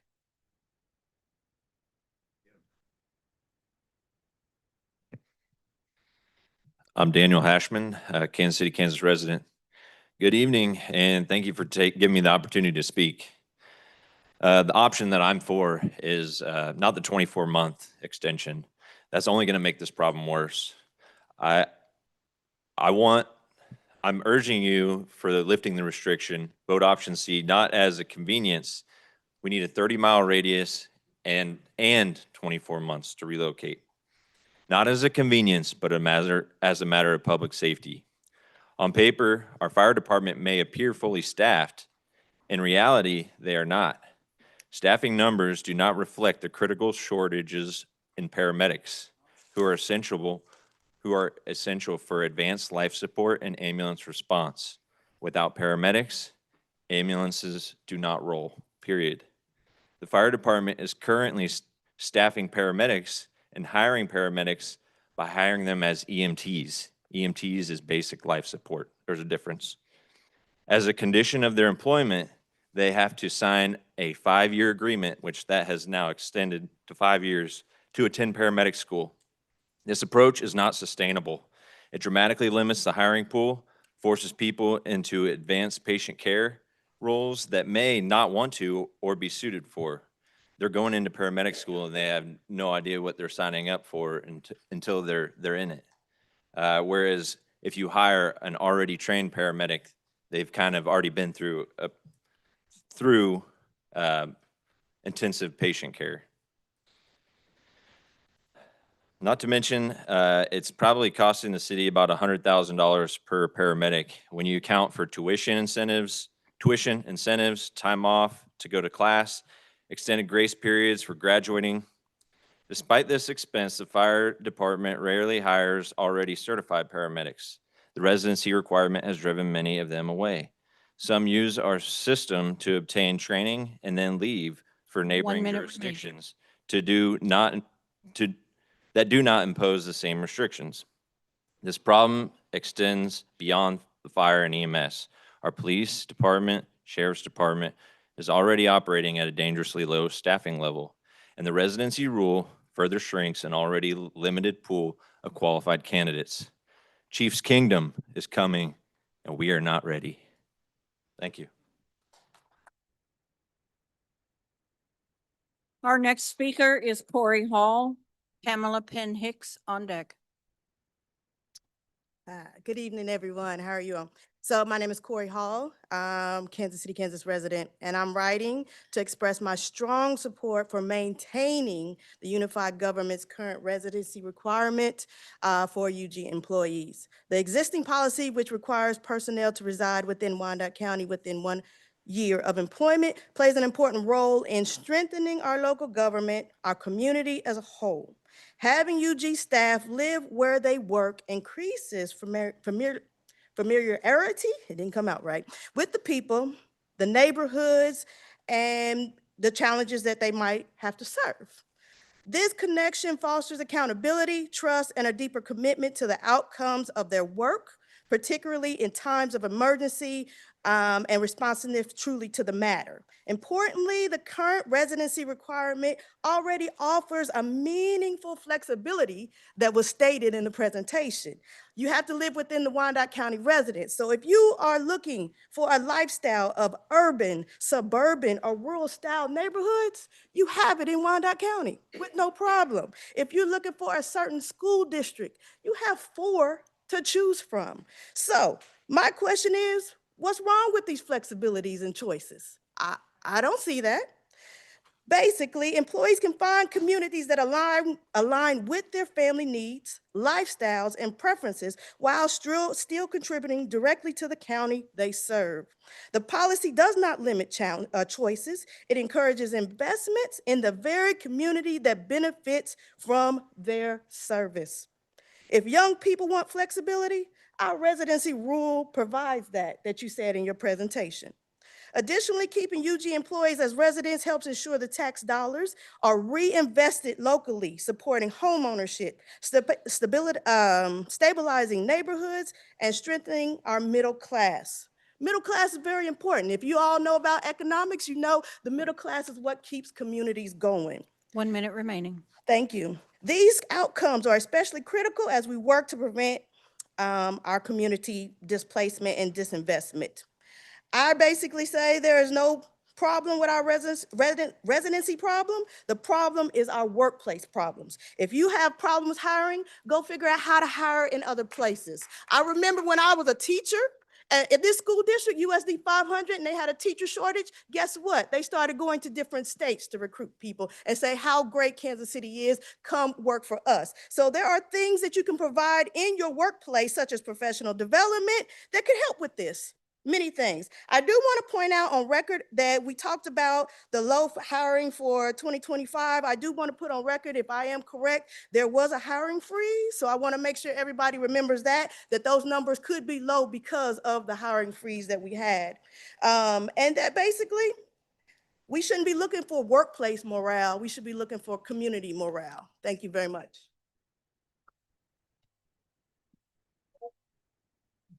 I would like to remind the public, let's try to refrain from disruptive. I know we have strong opinions. I understand. First group did it, now the second. Now to call our rules to order, decorum. Let's keep disruptive behavior to a minimum. Thank you. Our next speaker is Pamela Penn Hicks. Lydia Black on deck. Good evening, Commissioners, Mayor. I appreciate the opportunity to speak to you. 30 years ago, Ma'am, we need your name. police officers, I'm sorry, Pamela Penn Hicks, Wyandotte County. 30 years ago, I had 2 police officers and 1 firefighter living on my block. Now I have none. When Western Wyandotte became a reality, most public safety personnel moved closer to the amenities and prosperity of that area and further away from the older parts of town. The whole community has gone into debt to pay the taxes, to pay their salaries and pay for that Western development. Some other areas of our county were sacrificed and left undeveloped in order to pay for our public safety personnel's improved quality of life. Now, many who have benefited from our collective commitment to give 70% of our taxes to support their service no longer value that commitment. They complain about high taxes, poor schools, insufficient hiring, and some have likened the residency requirement to being held hostage, as if lifting that requirement will solve all of our problems. There is a cautionary tale to that short-term solution. Detroit, Michigan lifted the residency requirement, which led to an outflow of people from the city, causing a reduction in tax revenue and instability. While there were other contributing factors, like industry loss, it has taken Detroit decades of struggle to regain some economic momentum. In order to make any headway with our current economic situation, we need to maintain a stable tax base. Our public safety personnel receive the majority of our tax dollars, and losing them despite their protestations that they will not abandon this community does not provide assurances to those who rely upon them for more than just their employment. I ask you to consider the long-term implications of losing the tax revenue associated with their employment, consider the community left holding the bag, and vote no on removing the residency requirement. Our next speaker is Lydia Black. Karen Daniels on deck. Lydia Black, KCK. Good evening, everybody. There is a saying that when it comes to raising children, it takes a village. I grew up in St. Louis with my mother and spent summers with my dad in the greater KC area. When I was growing up, my great-grandparents were my mother's village. They handled school pickups and drop-offs and kept me and my brother fed and alive while she was at work. There was a time when we even lived with them, but when we didn't live far. And I say all this to emphasize the importance of centralizing your life around your village. Our city needs more firefighters. Our police department is critically understaffed. The shelter needs more animal control officers. We're all aware that the street department is understaffed, amongst other deficits in the city. When we require our government employees to live in the county, we eliminate the potential to hire a lateral police officer who isn't prepared to uproot their children's life. We eliminate the potential to hire some CDL driver that might be relying on their village in Olathe or Liberty. We eliminate the potential to hire someone who can't fathom giving up their family home that they inherited that is one county over, or the person who locked in a mortgage on their dream home at a 2% interest rate during COVID. We eliminate the potential to hire veterans or military spouses that prefer to stay closer to military resources like Leavenworth. We eliminate the potential to hire parents that have a trusted daycare in a different county that would be inconvenienced having to drive long distance back and forth before and after work. People are concerned that if we open up the residency, that people will show up just for a check. People say that county personnel should live within the communities they serve. I think it's delusional to believe that someone from Jackson, Johnson, Platte, or Leavenworth isn't just as capable of providing the same quality of service to the entire community of Wyandotte County as the residents that live west of I-34 for their entire life. The residency requirement should be lifted because our community deserves to have qualified personnel, and I believe that where someone sleeps at night is as relevant to their qualifications as the toppings that they like on their pizza. When deciding who we should hire to serve our community, we should be concerned with the content of their character, their capabilities, and their desire to be a part of making this growing city great, not where they choose to raise their families. Wyandotte County has so much to offer as we grow, and we must break away from these archaic standards that are holding us back. 1 minute remaining. Order. Hello. Then, excuse me, one moment. To remind to minimize disruptive behavior, we may agree, but to ensure that everyone has a fair chance, let's bring back to order, please. Thank you.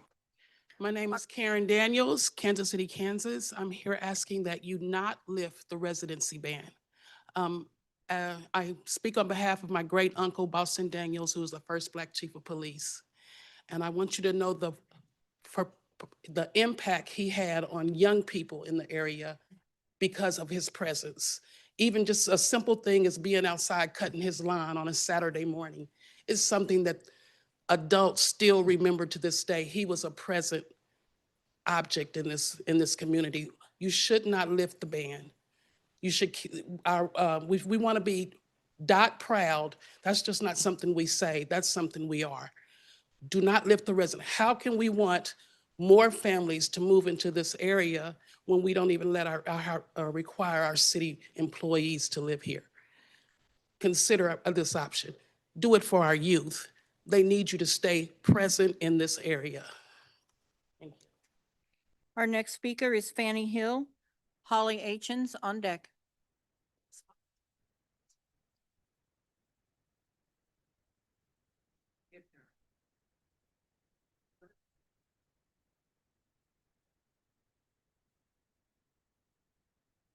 Good evening, Commissioner.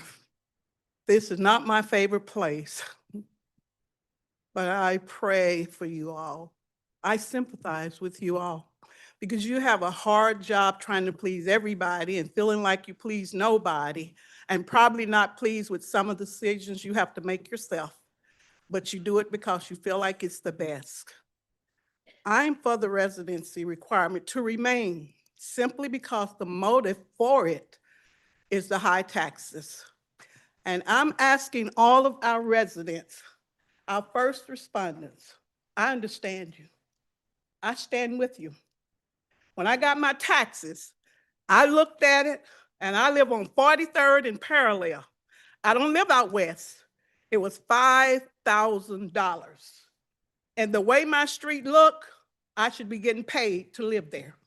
You know what I said to one of the associate pastors? Pray that God get me out of here.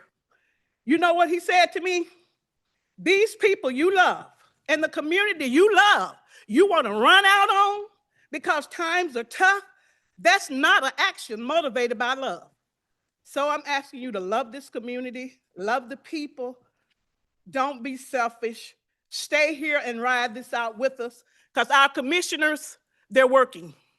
And they're going to get it done. By the grace of God, the prayers of God, the help from all of us, working together. Community, this is not all about them. It's about a reason for us to come together to save our community. Stand with us. Let's not be divided. A house divided will not stand. I have monthly meetings every month. I close for the winter. I'm going to be back at Beatrice Lee Center the second Saturday of March. Come to the meeting. Let's figure out how we can work it out and help them work it out so we can live peacefully together. There's too much chaos in our city and our nation, and it has worn me out. 1 minute remaining. I'm speaking from my heart and my compassion. Hang in here with us. Fight with us. Don't fight each other. Let's not fight each other. We can do this together. I know it's hard. The taxes is driving us out, driving us crazy. I can afford to pay it, and I'm sure with your job, you can too. But we got other things we want to do. We don't want to give all our money for taxes. So hang in here with us. It'll get easier if we do it together. Our next speaker is Holland Achins. Joe Casey on deck.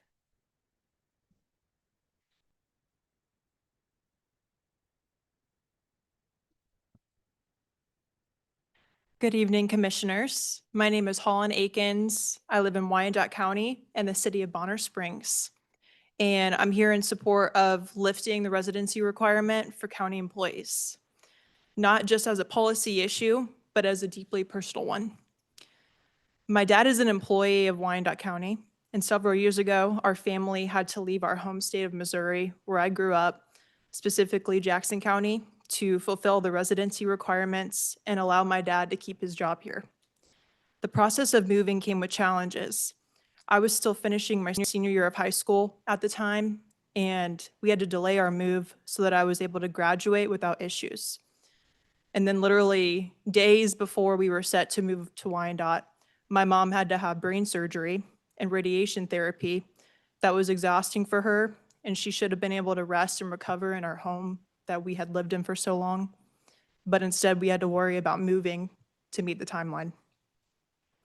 In the end, we spent the following weeks packing and moving up to a new and unfamiliar home, but we still did it. And after we were settled, it felt like a sacrifice that we could manage, but now the reality is much harder. My grandparents, who all still live in East Jackson County, where we've all lived for a long time, are rapidly aging and facing serious health challenges. My grandma on my dad's side suffered a major stroke this last year that has left her unable to walk, do anything independent, or even move from her facility. And my grandpa just finished up his cancer treatment, his surgery, and he's about to start cancer treatment. Before, we lived close enough to help out with doctor's visits, emergencies, or just stopping by whenever we felt like it. And now we are unable to be present due to the distance and the time that it takes being quadrupled to go be able to see them. Lifting this requirement would improve morale, expand the hiring pool, and reduce burnout. And the policy change isn't just about people leaving the county. It's about families staying whole, workers staying supported, and communities staying strong that were already established. 1 minute remaining. I urge you to lift the residency requirement, not just for my family, but for countless others facing the same impossible choices between their career and their loved ones. Thank you for your time. Our next speaker is Joe Casey. Timothy, and I'm going to say Fithian on deck. Good afternoon. My name is Joe Casey, 66109. I've lived here for my whole life. I was born here. My wife was born here. She was raised here. My parents were born here, raised here. Her parents born here, raised here. My grandparents born here, raised here, both sides. My great-grandparents immigrated here and lived in Strawberry Hill. I'm deeply connected to this community. I've been a part of it my whole life, and I wanted to work here. I could have worked anywhere. I wanted to work in this community, but I want to lift this residency requirement because although I love this community so much, it has become too challenging to live here. I wanted to address the slanderous accusation against us that if we do not live here, we do not love the people of this community. It is simply not true. We do love the people of this community. I worked in Independence, Missouri on an ambulance for 5 years. I lived in a different city, and I was a good employee. I did well for that job. I did well for this job for 18 years, and I'll continue to do so until I retire.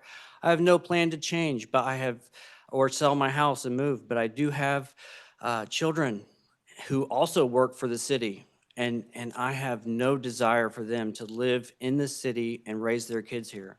They have a right to move out. They have a right to raise their kids in the country if they want, to raise their kids the way they want to. We have a right to do that, and I'm coming to you today with kind of 2 points. One, it's just not true. Our judges don't live here all the time. Our teachers don't live here. to make the accusation that you have to be involved in the community, there's KU nurses. Most of them do not live here. They still love their patients. There's just too many factors there. My second point is this. 1 It's minute just remaining. a simple overreach of authority. We are employees here to provide a good service, not slaves. You just don't have the right to tell us we don't do that. You just don't do that. We fought a civil war for this reason, so that you can live unitedly in the United States, not in this location. There is a wall built at 7 Highway. And I'm going to close with this quote from Ronald Reagan. Mr. Gorbachev, tear down this wall. There is a reason they said that, because like it was said in a person who was supporting it, it is a ban on where you can live. Thank you. Our next speaker is Timothy Fithian. Dr. Brenda Scruggs Andrasi on deck.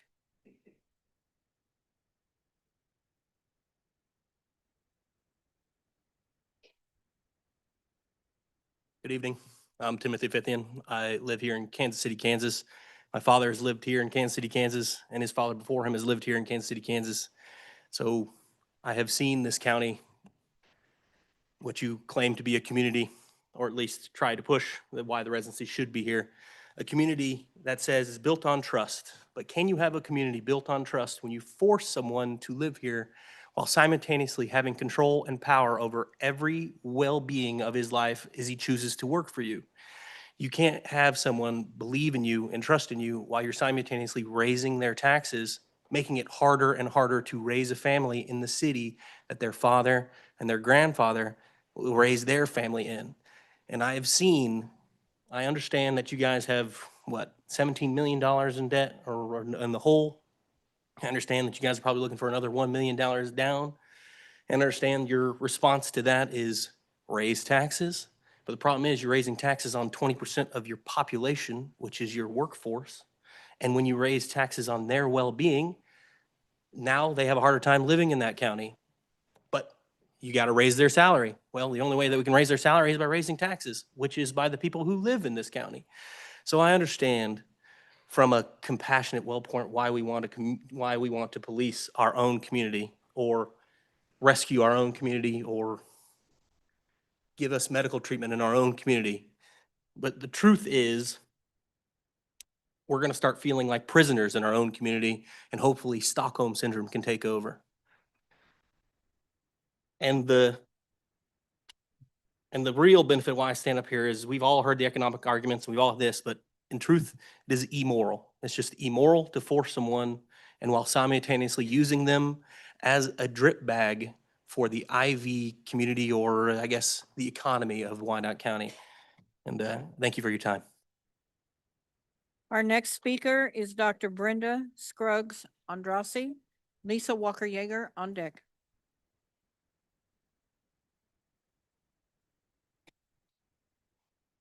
I'm a resident of Wyandotte County.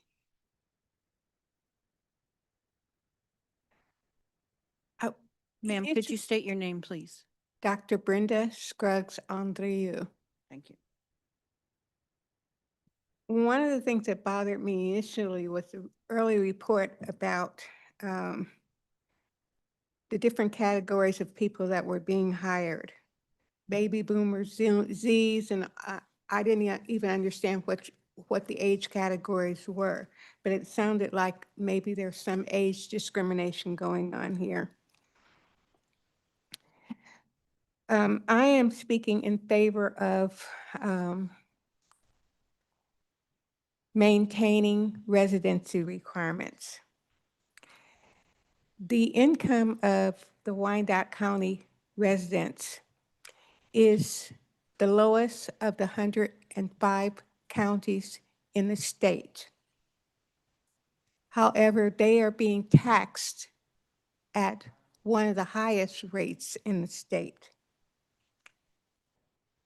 So you have employees who are coming from out of Wyandotte County because they can get a better salary here, but they don't want to live here because of the taxes.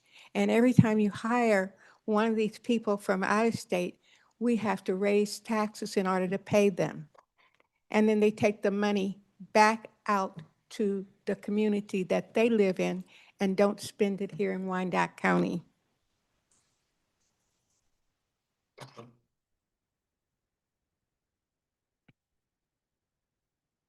I think we should be hiring more people who live here in Wyandotte County. Like I said, the salary is, of the residents is the lowest in the state.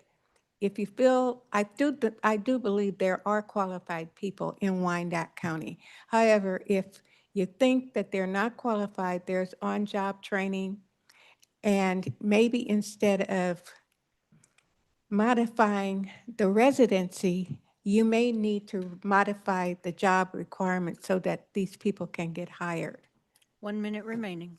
Thank you.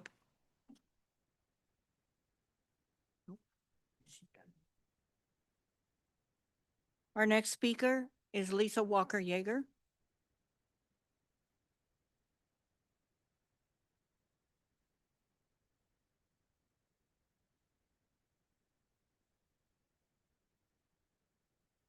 Hello, my name is Lisa Walker-Yeager, and I live here in Wyandotte County.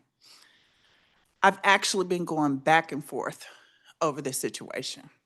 Today I'm for, tomorrow I'm not. Today I'm for, and tomorrow I'm not. But what I am going to bring up is, hello, Mayor. Hello, everyone today. This is my first time coming in to you all. As of right now, I want to say I'm standing in opposition, but then again, I understand what you all are going through. But let's talk. The main problem here that I keep hearing is high taxes. And if you make a place where people want to live, you'll have a place that people want to work. I don't know, I think it's called work, live, family environment. We don't have that here. We do not have that here. And this is what I keep hearing from everybody. I live in the neighborhood where I grew up, where there were police officers, fire department, firefighters within our community that lived right there. How many, I like to see, I'm asking you all, how many people live in the Northeast District that are right here that work for the city? Nobody raised their hand. Oh, you got one? Okay. You got one person. That's a problem. That's a major issue. You know why? Because if you look at the Northeast End, it is dilapidated and looks like Detroit. Okay? I'm not just standing here speaking about all of the other issues that we have in hand, but if you don't have a police officer, I grew up with all the police officers. I wanted to be a police officer. Jackie Green, I could just name them all. 1 minute remaining. But at that point in time, we're looking here at star bonds that we are behind at 800 million, and hopefully, the ones that we got out are paid through by sales tax. If not, then that comes a burden upon us.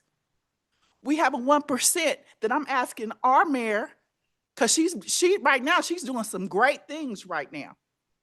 We need that 1% earnings tax. Before you pass this, look at that. We need that 1% earnings tax. Get with all the other cities. Make sure that happens. Because if you do that, you can lessen the burden upon us. I'm here about results. And right now, if you consider on doing this, please don't consider doing any more star bonds. Your time because has you're gonna expired. take us out of our homes. So lifting the residency is not the problem. Keep the residency and continue on Ma'am, your moving time has forward, expired. lifting that 1%, adding that 1% earnings tax. Therefore, you can do that. Time has expired. Thank you. Mr. Chair, we have no other members of the audience that have signed in to speak. Thank you, Madam Chair. I will give one last call For anyone in the public that would like to speak, you have up to 3 minutes. Going once, going twice. We have one. Please state your name and city of residence. My name is Nathaniel Faulkner, and I'm a resident of District 5, and I'm in favor of lifting the residency. I have a couple quotes here for you. From the International City, County, and Management Association on residency recommendations, I quote, "If a position does not entice these candidates, the local government is left with the potential of a lower skilled workforce, which will negatively impact the quality of work." From the National Association of County Administrators on residency requirements for the public sector workers, residency requirements might contribute to employee demotivation or a situation where talent leaves the agency to find a similar job with fewer restrictions on their personal lives. From the University of Wisconsin Institute for Research on Poverty, Municipal Residency Requirements, and the Local Economy, the adoption of residency laws is associated with unemployment, fiscal hardship, and population loss. From the aforementioned DePaul University, municipal residency requirements and local government employment residency requirements can become a barrier to qualified applicants, restricting the candidate pool and limiting local government capacity. From the Upjohn Institute for Employment Research, local hiring restrictions reduce the supply of labor available for municipal jobs and can increase the cost for public goods. I could go on. Across the decades of research, the consensus is clear. Residency requirements do far more harm than good. They shrink the applicant pool, raise costs, worsen staffing shortages, and deliver none of the community benefits they promise. Understand that continuing to defend the current residency policy means defending higher response times, reduced service quality, and lower recruitment standards for the people who serve this community. It means defending stagnation rather than progress. The people of this community and those who serve it are asking you to choose that progress, fairness, and practicality. Let your vote show who you stand with. That is all.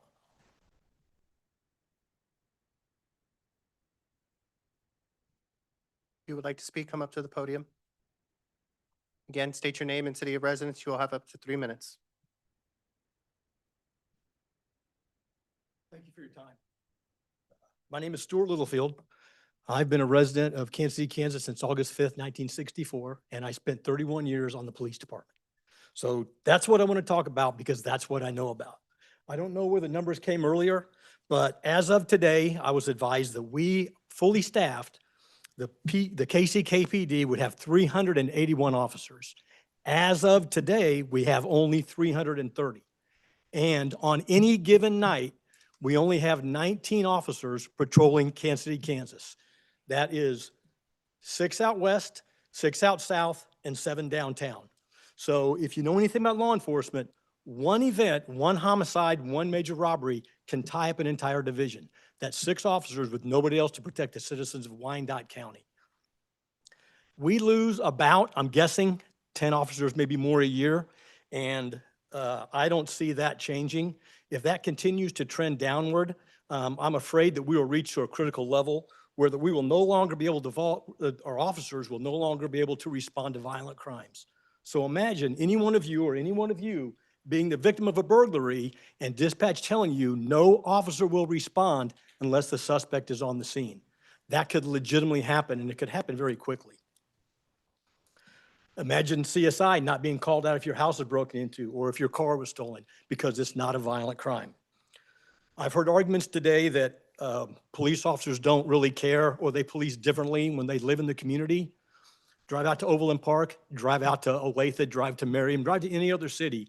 Those police officers are doing an excellent job of where they work, and they are not required to live there. Per the KBI, I'll give you one more stat, and I'm going to wrap this up because I know you want to go home. 2024, Wyandotte County had the highest crime rate with 46.8 crimes for every 1,000 people. That is insane. How many of our citizens have to be victimized before some of you realize that we have a major crime problem and we don't have enough cops to protect the people of our city? 1 minute remaining. I can tell you that the people here, they don't care where we live. They care that we respond quickly when they call for help. And you need more cops to protect them. Thank you for your time.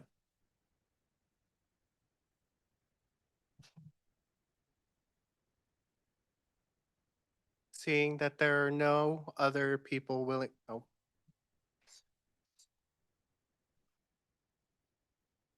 State your name and city of residence. Up to 3 Quentin minutes. Johnson, KCK resident. I did not plan on speaking today, but that was brought up some great points, and I just want to piggyback off of them. He brought up one point where he said that we won't have enough cops. I actually live in the KU area. I love Rosedale. I live there, but it was an incident. Only one particular incident. It's always incidents, but one particular instance, lady, felt comfortable to sleep in my backyard, and I did call KCK for help, but they didn't have anybody. It was a real event, so I called KU Med Center, and thank God they responded. But I do feel like since I do pay taxes in WICO, it's WICO responsibility to respond. And then another thing is we talk about taxes. Taxes are a factor, but it also it's a website called Kansas Open Record.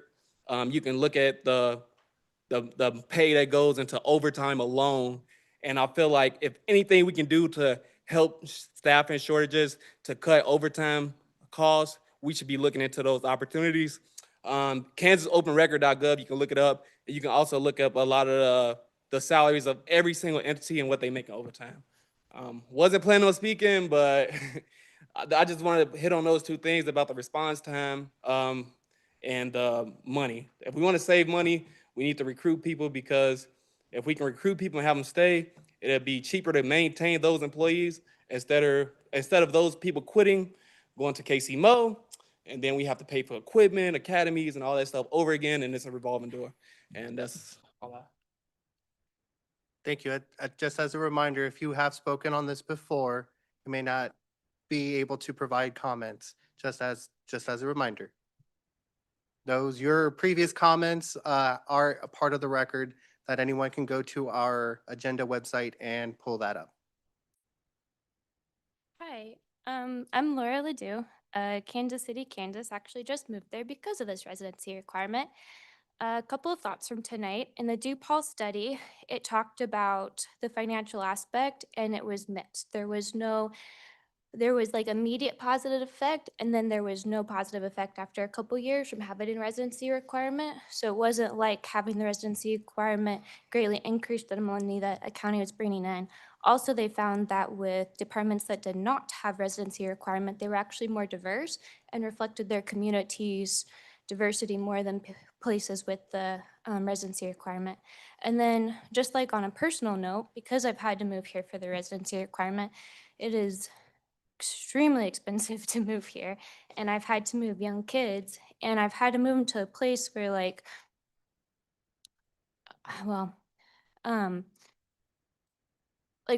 my husband doesn't even want me coming to our house unless I'm like carrying a weapon to protect my kids if something happens. And so I'm moving here trying to help support this community and support my husband and his passion. And we don't even feel like safe because there's all these stories about cops not responding or burglaries or cars being taken. And if you want people to come and work and then make the community and the county better, don't say you have to work here and then we'll make the county better.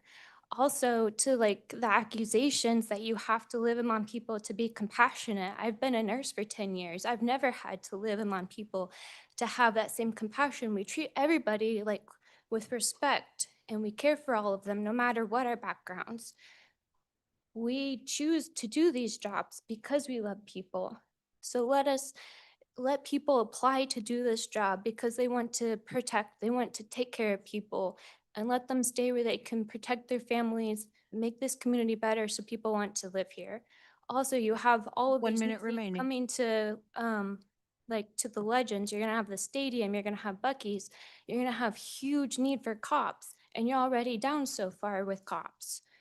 So if you can't increase the pay, because that would increase taxes, if you can't increase the pay to attract more cops, then do the little things that you can do so that your community can be safe.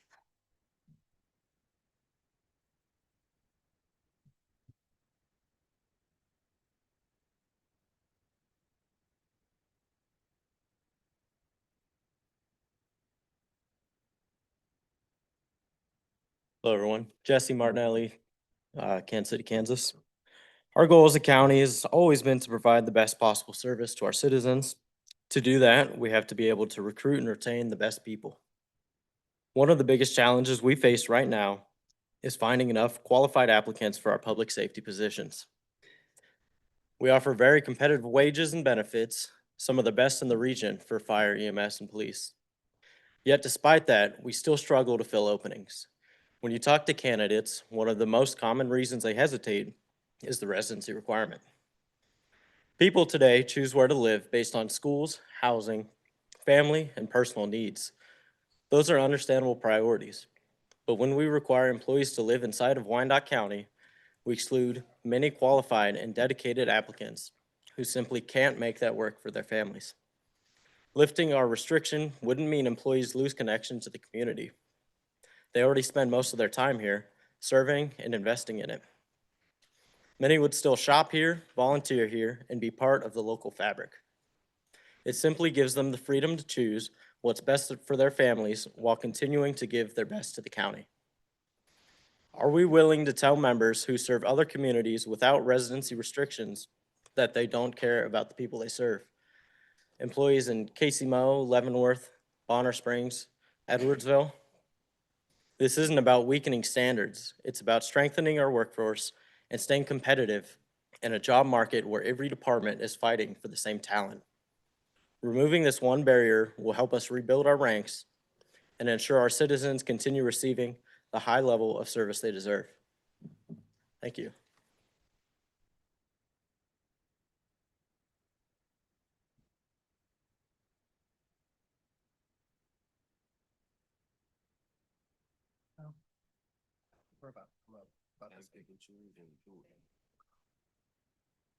How's it going?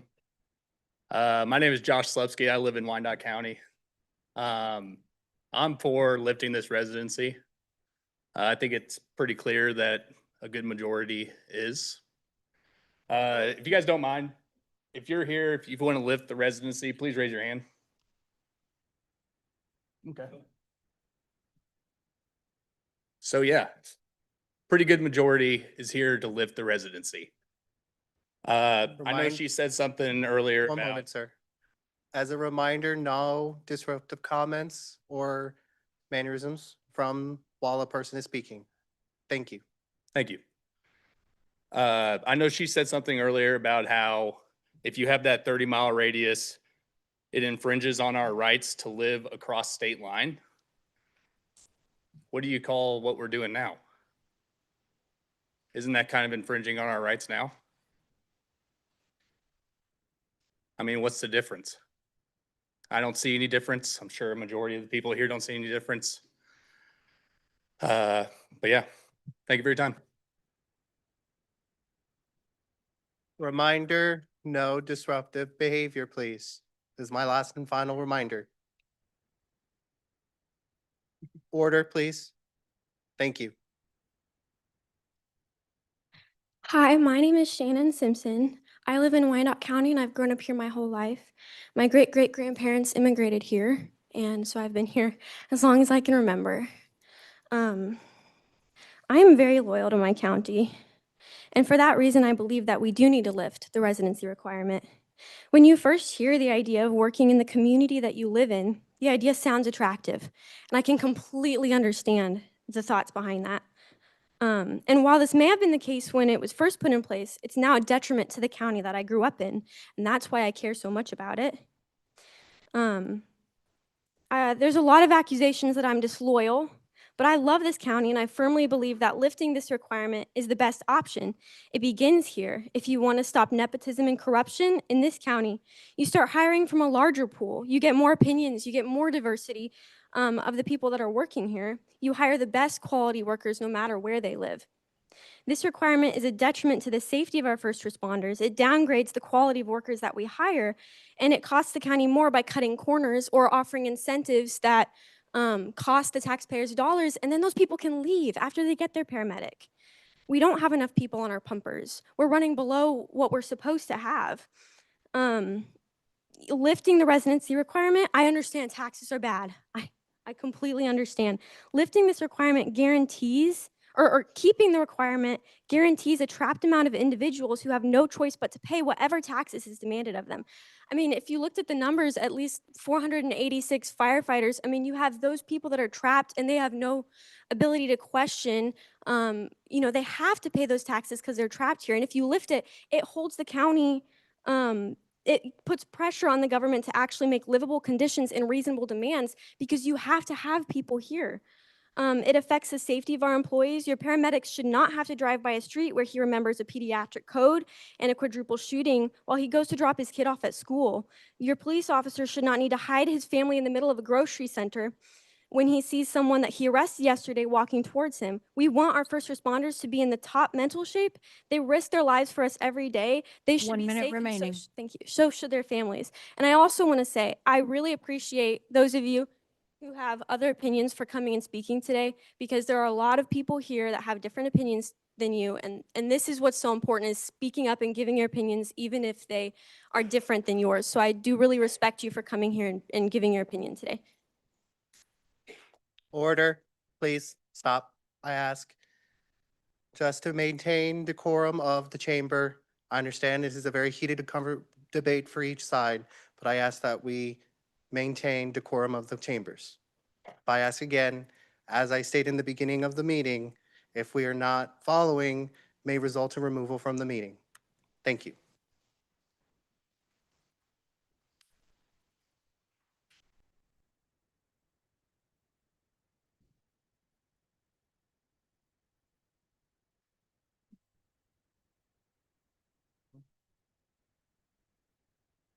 My name is Paulette Hall, and at this point in my life, this is not really what I, can't hear me? Oh, I'm sorry. This is not really what I want to do, is standing up here, but I wrote this, so I want to read it. I live in Kansas City, Kansas. I'm a lifelong resident of Wyandotte County and a proud product of Kansas City, Kansas Public School District.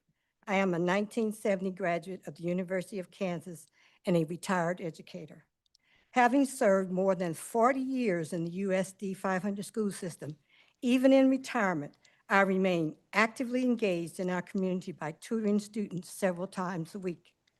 I am writing to strongly urge you to oppose any changes to the United Government's current residency requirement. I believe deeply that those who serve our community, particularly in public safety and government, should also live in the community they serve. I want to be policed by members of my community. Over the years, I taught several individuals who later became members of our police force, and I am proud to have played a role in their growth and success. That shared connection to Wyandotte County matters. It builds trust, accountability, and a genuine commitment to the people being served. UG employees who live in Wyandotte County are better positioned to understand the real needs, challenges, and strengths of our neighborhoods because they experience them firsthand. That understanding cannot be replicated by those who simply commute in and out for a job. I also strongly believe that our tax dollars should remain in our county, supporting our neighborhoods, our schools, and local economy. I witnessed firsthand what happened when residency requirements were lifted in the education system. Many new hires viewed their roles as just the job, rather than as an opportunity to invest in the minds and future of the children and families of our community. That shift has had a lasting impact in USD 500. 1 minute Wyandotte remaining. County has been and should continue to be a Midwest city of positive influence, one where public servants are rooted in the community and invested in its long-term success. Maintaining the residency requirement is a vital part of preserving that legacy. I respectfully ask that you support keeping the current residency requirement in place and vote accordingly when this matter comes before the commission. Thank you. Again, I ask that we refrain from disruptive behaviors.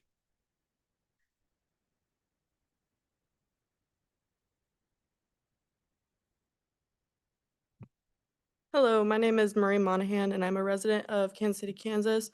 I have recently moved here due to getting a job that requires residency. I lived in Missouri my entire life, and I went to college in Missouri and got a degree in criminal justice as well as psychology.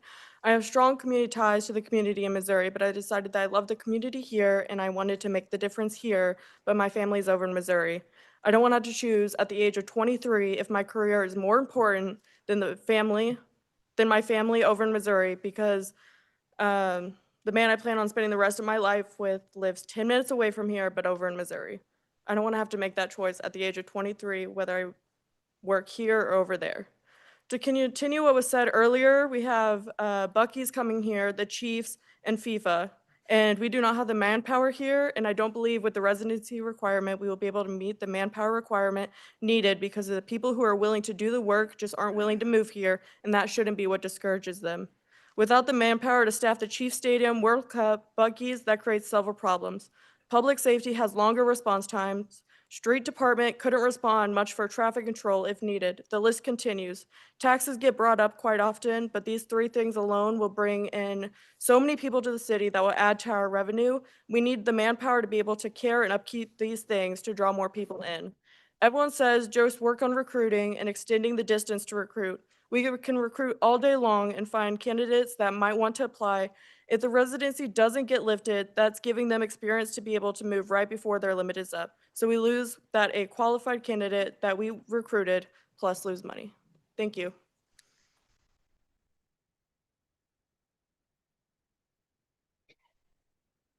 Seeing no one else, I will close the public hearing. Thank you for those who have spoken. It's important that we, as the committee and the commission, are hearing what both sides of the coin. As a housekeeping, per our rules of procedure, non-committee members are allowed to have discussion.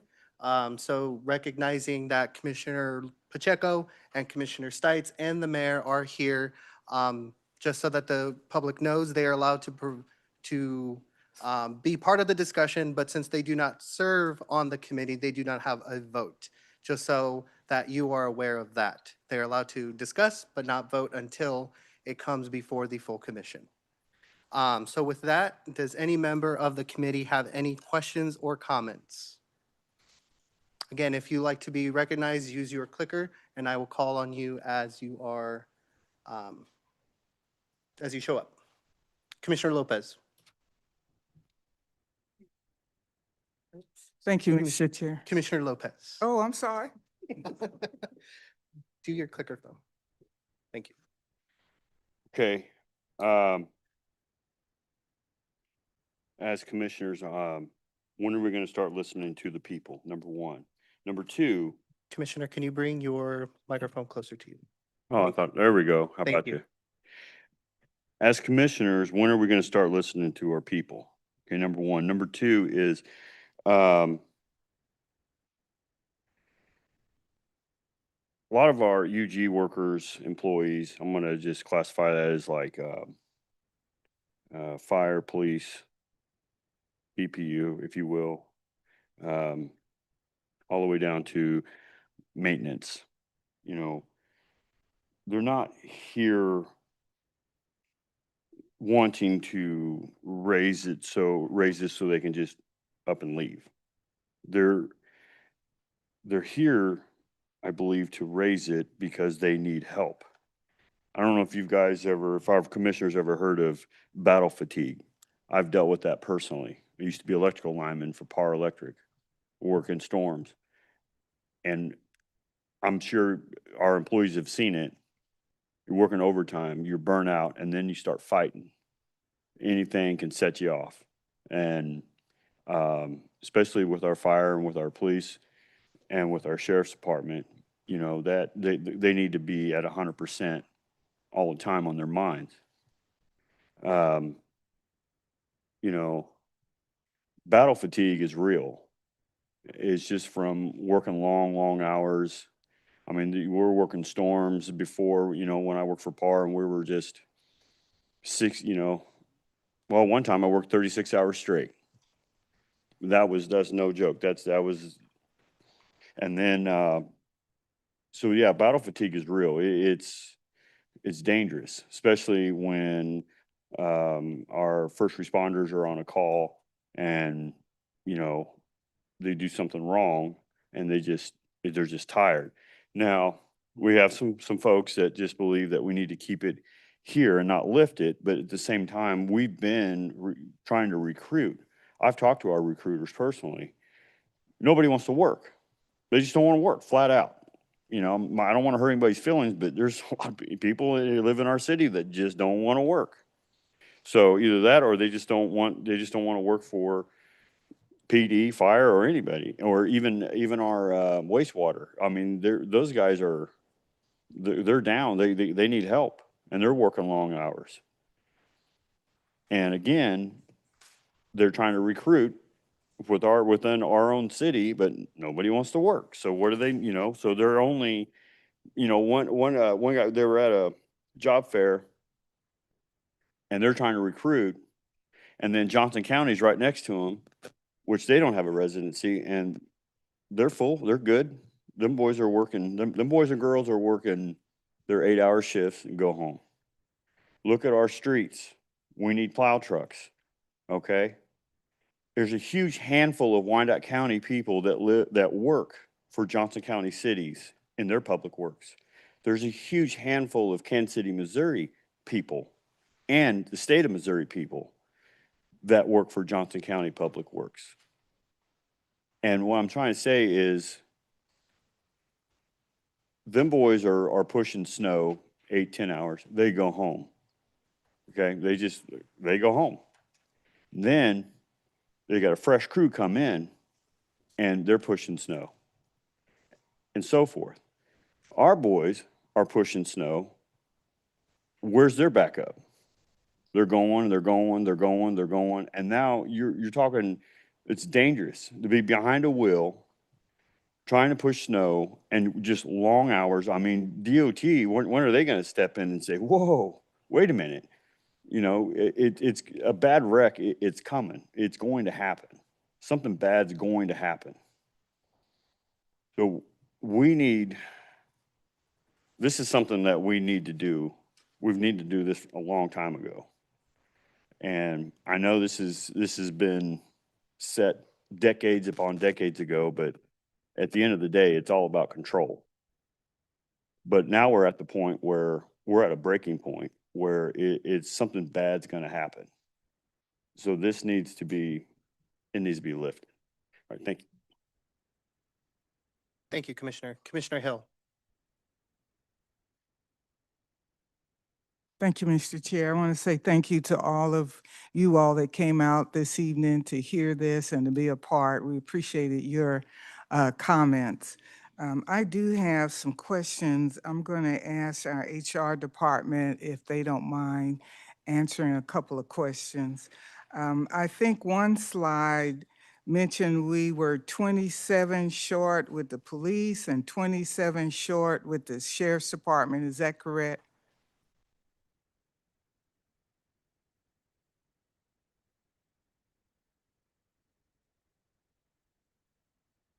One moment, Commissioner. Nope. Okay.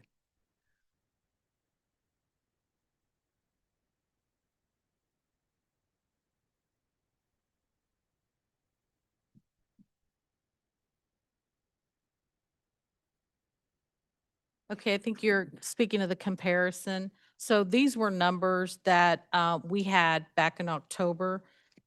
So they are still relatively close to the vacancies. I don't have the actual vacancy rates today with me. I have something very similar because those are changing a lot.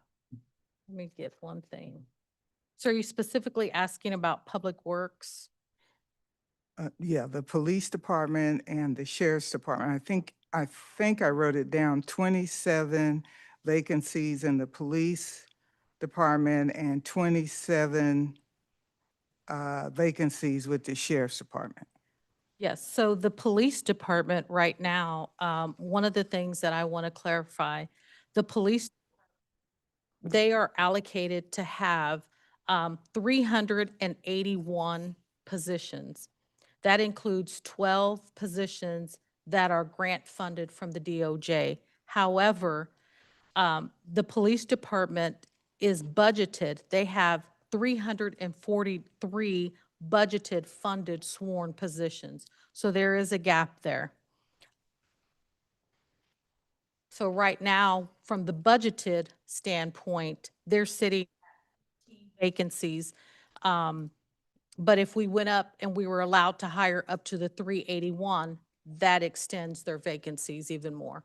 But Okay. again, they're only budgeted for 343, but they're allocated at 381. Okay, thank you. And what about the sheriff's department?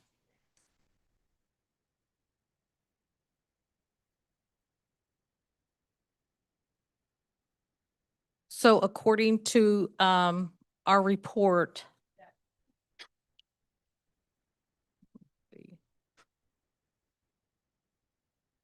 the authorized strength for the sheriff's department is 269, but it does include everybody that's sworn and civilian. So I would have to bring back for you the actual count between sworn versus civilian. Okay, thank you. I'm asking these questions because one of my concerns is with the vacancies, are we able as the unified government of Wyandotte County to get the job done in every area?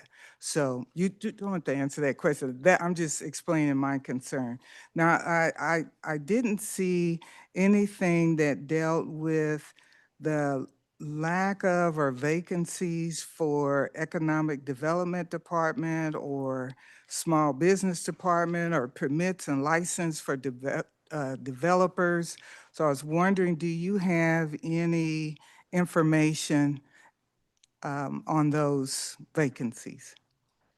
Yes, economic development currently has 5 positions that are filled, and they have 1 vacancy for an authorized strength of 6. Okay.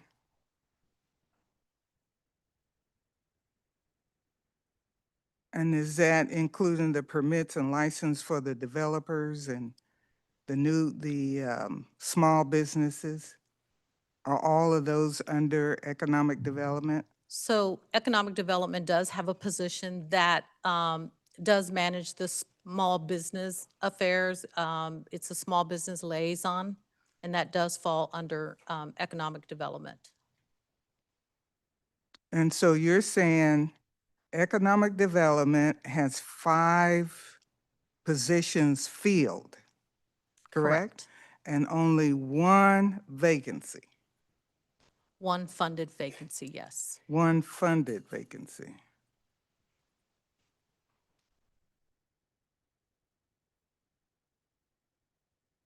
Okay, thank you. Thank you, Commissioner Hill. Any other commissioners? Commissioner Howard? I just want to say thank you to everyone, because I know how tough this can be. But for me, I want to go back to the beginning for HR. One of the questions I want to ask, if you would, Ms. Ramirez, could you talk to me about the hiring process, how we are recruiting? Are you responsible for all departments' hiring process or recruiting process, or are they over their own departments? Renee Ramirez, Director of Human Resources. Yes, Commissioner, Human Resources is responsible for all the recruitment across the 44 departments of the unified government. However, we rely heavily on the partnership of our departments. So, for instance, when we recruit for the police department, I have a public safety recruiter who partners with the police department's recruiting team, and they work together and collaborate together. We participate in job fairs. We do a lot of job shadowing. We actually created not too long ago programs wherein high school employees, this keeps going, seniors actually come to us for 1 semester, and they work alongside our dispatchers. We have high school seniors who work alongside our deputies, so that way they can gain the experience. We are even going into the middle schools, trying to share with our community the number of classifications, the number of opportunities we actually have within Wyandotte County to work with the Unified. Thank you. But we rely heavily on working with our partners in police, fire, sheriff, and all the 44 departments that we have. So you're more of a more of a guide and an advisor to what they do, not controlling the entire process. Human Resources serves as an advisory and guidance to departments. Sure, sure. Okay. Thank you for sharing that, because that's important to me. Because when I've listened to the department heads, I've listened to them very closely, and one of the issues that they struggle with is creativity, right? How do we think outside the box, right? And so I've had these conversations with them where it's not it's not necessarily the residency requirement, it's the way in which we do things, right? Our processes, right? The way in which we operate, the way in which we engage with our community. And so I am of the mindset that if we are not exhausting all of our options, if we are not being creative in the way that we think about our recruiting, about our hiring, then it does no good to raise the residency requirement if we're not doing all we can as the unified government to make sure that we're engaging with the community and making sure that they are aware of the jobs that are opening. And so as I've been having these conversations with department heads, the number one thing that I've heard from all of them is we don't know how to reach outside of what we already do. And to me, I'd like to apologize on behalf of the unified government for us being incompetent and not thinking outside of the box of what that would look like. And what we're doing today is not enough, and we must do more. And if we're not doing more, then we can't blame our community for having these issues, having these concerns about whether we stay in the community or whether we leave the community. So I would challenge not just you, Ms. Ramirez, all of us to think outside the box and come up with more solutions and engage with our community to where we understand what the need is from our community and the people that work with us, not for us, that work with us, where it can make sense for all parties, right, across the board. So that's my take on it. And so if we have not done that, if we have not come up with creative solutions to attack these issues, then I think it's pointless to have a conversation about whether we raise the residency requirement or not, because we're not dealing with the core issues of it. Thank you. Thank you, Commissioner. Commissioner Kump. Thank you. I just have a few questions for HR as well. Thank you for the presentation and the information, and thank you all for being here. I will start with the slide on UG turnover trends. What's on the slide is not important. My question really is, do we have like exit surveys or get any information that can kind of instruct us on what leads to people leaving the UG? We do have, Shakiva Christian, Human Resources Deputy Director. We do have an exit survey process through Workday.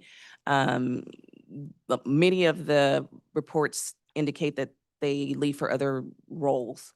And oftentimes it is for better pay. I don't trend specifically stating residency, but a large portion are for other positions. And we don't have data regarding whether they're outside of the Wyandotte County area, inside of the Wyandotte County area at this time. Thank you. And do we have any data on, I know it's a tough ask, and I don't know if you have it today, but do we have any data on like what our median pay for a UG employee is versus surrounding communities? We do. We do surveys. We vary based on the nature of the position within the organization, but we have been below market for most of our positions in the unified government for some time. Oftentimes, we provide a small COLA adjustment without performance-based increases or merit increases over time. It's the best practice to do both, not just reach out to the market or match the market, but also to reward based on performance. And we have not had a performance-based merit system since 2014, yeah. So it's been some time. So we've just been getting those small increments of COLA adjustments that aren't always true COLA adjustments. Sometimes they're less than what CPI and inflation are. And a lot of it is for budget constraints, so. Thank you. And I just have just one or two other quick questions, I promise. I know there was a slide or a mention that we have Kansas City, Missouri data. I think it was specific to their police department when they changed their residency. And it said that increase of pay, not changing residency requirement with the primary motivation. How did we get that data? I was just curious. So that was information that we got directly from Chief Oakman, who is very familiar with Kansas City, Missouri. And we also spoke to someone in Kansas City, Missouri, wherein they did tell us that they lifted the residency requirement. They didn't see still a whole lot of people actually applying for their positions. But when they changed the starting pay for an entry-level officer is when they gained momentum. Thank you. Yeah, I believe they announced a change in 2024 or 2025 up to 20%, and they've had their largest recruitment class in decades. So Yes. thank you. I appreciate your guys' information. Thank you, Commissioner. Commissioner Lopez. Yeah, so, I've talked to, again, I've said this before, but I've talked to our, several directors that recruit, and they've like, we've done everything we can do. I mean, look at our incentives, you know, especially with our own citizens. And still, again, they don't, you know, or we do hire and then they find another job. Like, for instance, there's a guy I know that lives over off of 80th and Parallel in that neighborhood. He was working for our wastewater. He quit and he is now a big boss. He still lives here in Wyandotte County, but he is like one of the main bosses over at Johnson County Waste. So what did we do? We trained him, and it was a job offer over there, and then he took it and he just moved up the ladder. Now, but he could very well move to Johnson County if he wanted to, or move where he wanted to, but he chose to live here. There's a huge handful of firefighters I've already talked to that said, if you guys lift it completely, no 30 miles, no nothing, you lift it completely, we're staying here. Our families are here. I own property here, is what they're all telling me. So, and I was reading your, you know, obviously here, your A, B, and C. What if there was a D where you just lift it completely? No 30 miles, no nothing, just lift it. You know, or set it at 2 years where, hey, let's just lift it completely for 2 years and then circle back and say, hey, did it help? Did it, you know, and then come back to that. Could that be an option? I mean, what I'm seeing is you know, what you're saying too is we're recommending that we do something and not just stay neutral or just stay what we're doing, because it's not. Yeah, from our previous study, we did survey 16 local governments. There were 7 entities that had no residency requirement at all out of 16 that we surveyed. So it's not an uncommon practice to do that. What was their findings on the impact? How like positive, right? Renee Ramirez, Director of Human Resources. Some of those, again, because some of them never had the residency, or when they lifted that, they really didn't have any information or measurable data to provide us regarding that.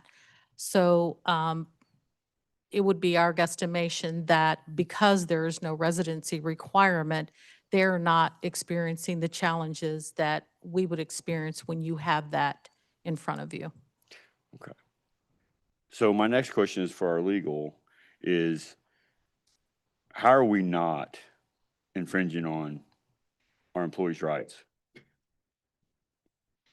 And Commissioner, this is Z Bishop from the Unified Government Legal Department. As I stated a little bit earlier, the Supreme Court and the case law just generally over many years has upheld local residency requirements for specifically for local governments.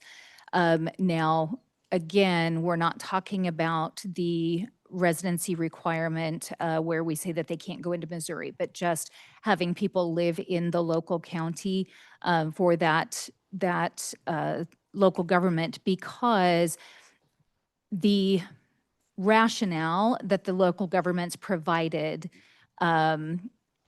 passed muster at the court. And so essentially there were several different rationales that various local governments have given, because this has been challenged a number of times. So I can tell you some of them if you want to hear them, but we can also have a conversation offline if you'd like to. But these have generally been upheld by the courts specifically for local governments to keep people living in that community. So it's like a home rule. I'm not sure if I would quite term it as a home rule. It's more about having a good reason that is related to the business of that governing body, that the governing body can articulate for why they need to have that residency requirement. And I'm trying to look through here to see if I can pull out a few things. Let's see. You know, basically it has to pass what's called rational basis review. Residency requirements for local school districts, public school teachers and counselors have been upheld for reasons like the residents having a greater understanding of the urban problems faced by their students, having greater commitment to an urban education system, more likely to vote for district taxes, less likely to engage in illegal strikes. Those are just some of the reasons that were proffered by this one school district whose residency requirement was challenged, and the court did uphold that under a rational basis review. So like I said, these have generally been upheld. The kind of residency requirement that we have right now have generally been upheld as passing constitutional muster.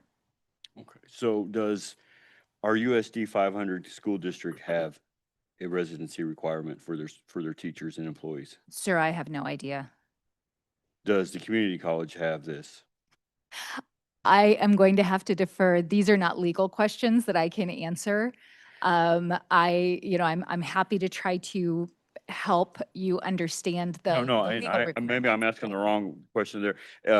HR, does the USD 500 have a residency requirement, or the college or Turner school districts? Renee Ramirez, Director of Human Resources. To our knowledge, they do not, but we would have to go back and verify that. Because I've seen plenty of plates from Johnson County as teachers over at Turner School District. I know that. And I've seen Johnson County plates, Missouri plates parked at USD 500 schools. So I would imagine that they don't have a residency requirement, but since we're not over that, but just wanted to ask that question. Thank you. Thank you, Commissioner. Commissioner Stites. Heights District 7, hope you can hear me there. If you don't mind, could we go back to the slide that showed the graph of the, how many folks that were short? I think it was red and blue, and it showed the police department, fire department, public works and such.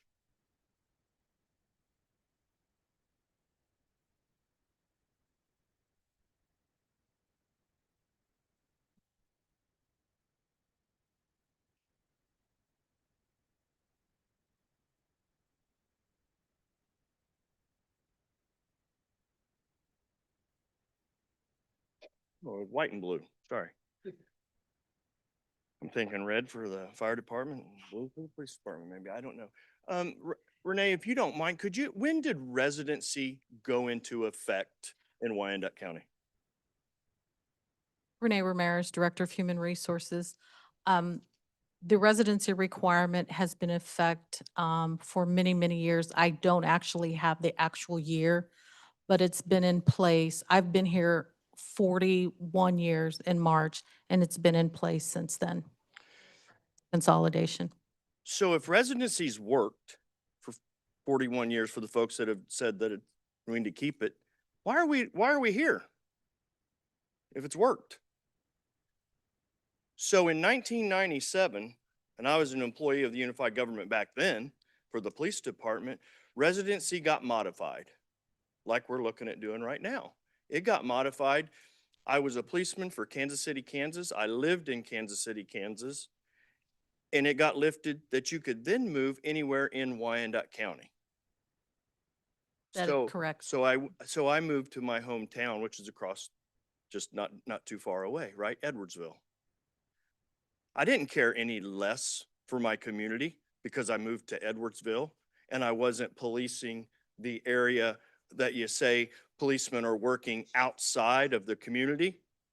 I very much still cared about the community, to the tune that I stayed around for about 25 years and then 8 years as a commissioner, 6 years as a city councilman. I never left, right? And I didn't lose any less compassion for my community. Very much care about it. So some of the things that I want to say, and I don't want to be controversial on this, I really don't. I want to figure out how we make something work. And I do think, and I don't remember who said it, someone said that we should be focusing on how we make Wyandotte County where people want to come raise their family and live and work, right? That's what we should be focusing on, right? So, and not thinking about the folks that want to leave. How do we attract the folks here? We need to work on that. We need to figure out what we're doing wrong. Is it high taxes? Is it bad school districts? Is it lack of housing? I don't know. I'm not the expert on that, but we're not doing something right because we have these vacancies. We have police department that has, since I've was on the police department many years ago, I won't date myself, but I spent a long time in the police department. We have never been fully staffed, ever. Am I right? You are correct, sir. Never. And what I'm saying to that is, then you talk about this, I think it was called something fatigue or wear out or burnout or what have you, but you have officers that are not able to take days off. They're not able to get their preferred vacation dates because of staffing. And then what happens is they're forced into overtime. Forced into overtime. Not, hey, would you like it? No, you have no choice because we don't have the officers. You are forced over. I know you had plans. I know you had plans with your family and you were going to go after work out to dinner with your in-law or your whatever it may be, a birthday party, but you have to work because we don't have enough officers. And that's real. That's not made up. That happens every day. It happened at, every single day within the police department. So, and with that comes an economic burden on us, the commissioners, because then we have to, when that overtime budget goes out of sight, right? And we're going, man, how are you guys spending all this money on overtime? Well, it's because they're short. They don't have any choice. You have to have minimum manpower to continue to work. So it's on us also because our taxes then are going to be elevated to make up for the overtime that is got. So it's kind of a catch-22. It revolves, right? So there was a couple things that were said, and I'm looking for resolution. I'm not looking for any reason to be controversial on this. I want to figure it out. But am I right in saying this, that the district attorney's office lifted residency? Is that accurate? Renee Ramirez, Director of Human Resources. It is my understanding that the district attorney's office does not follow the residency requirement.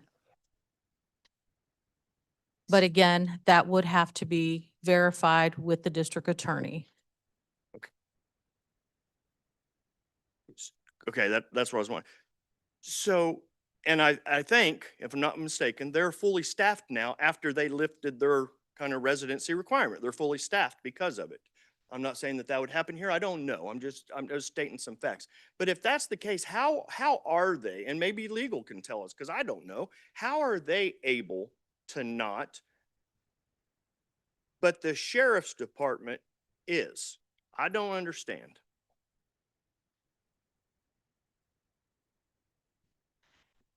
This is Z Bishop with Unified Government Legal Department. And sir, insofar as both the district attorney and the sheriff are elected officials under the statutes of the state of Kansas, the rules regarding opting in or being required to follow the county's employment policies are different for the district attorney than they are for the sheriff. So the district attorney has more latitude under state statute to opt in or not to the employment policies of the unified government, since the unified government handles payroll essentially and benefits for his employees. He's got more latitude under state statute than the sheriff does. The sheriff has to follow our policies for the employment.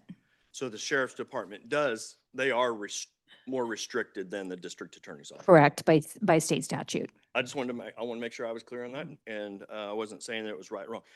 So about, I don't know, and Renee, you might be able to help. It was last year sometime.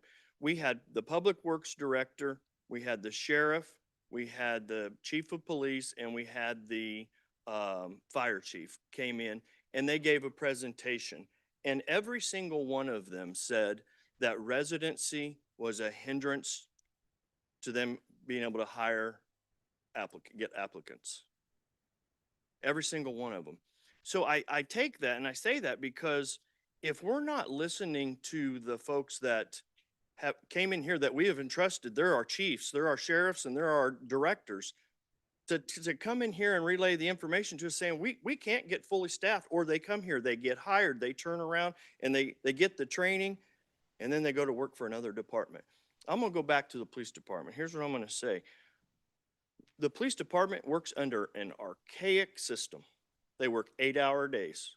There's not a department around here that's working 8-hour days, right? So when you have the Bonner Springs, the Edwardsville, the Kansas City, Missouri, Shawnee Department, North, wherever, there's a pool of people that are going to be policemen. They just want to be policemen, right? So what do? They look at all of the things that can get offered, right? They can go live anywhere. Well, unless you live in Wyandotte County or you want to work for KCK, right? But so what they do is they go, who's paying the best, who has the best hours, and they don't have a residency, right? But we have 8-hour days, which they're not, nobody's doing that. So that puts us, kind of lower on the list. And then they go, KCK used to be at the top of the pay scale. They're no longer at the top of the pay scale, right? So they go, that's another strike against KCK. So, and then, oh shoot, I gotta move also. So that pool of people that we're able to pull from now has gotten smaller and smaller and smaller. That's what has happened.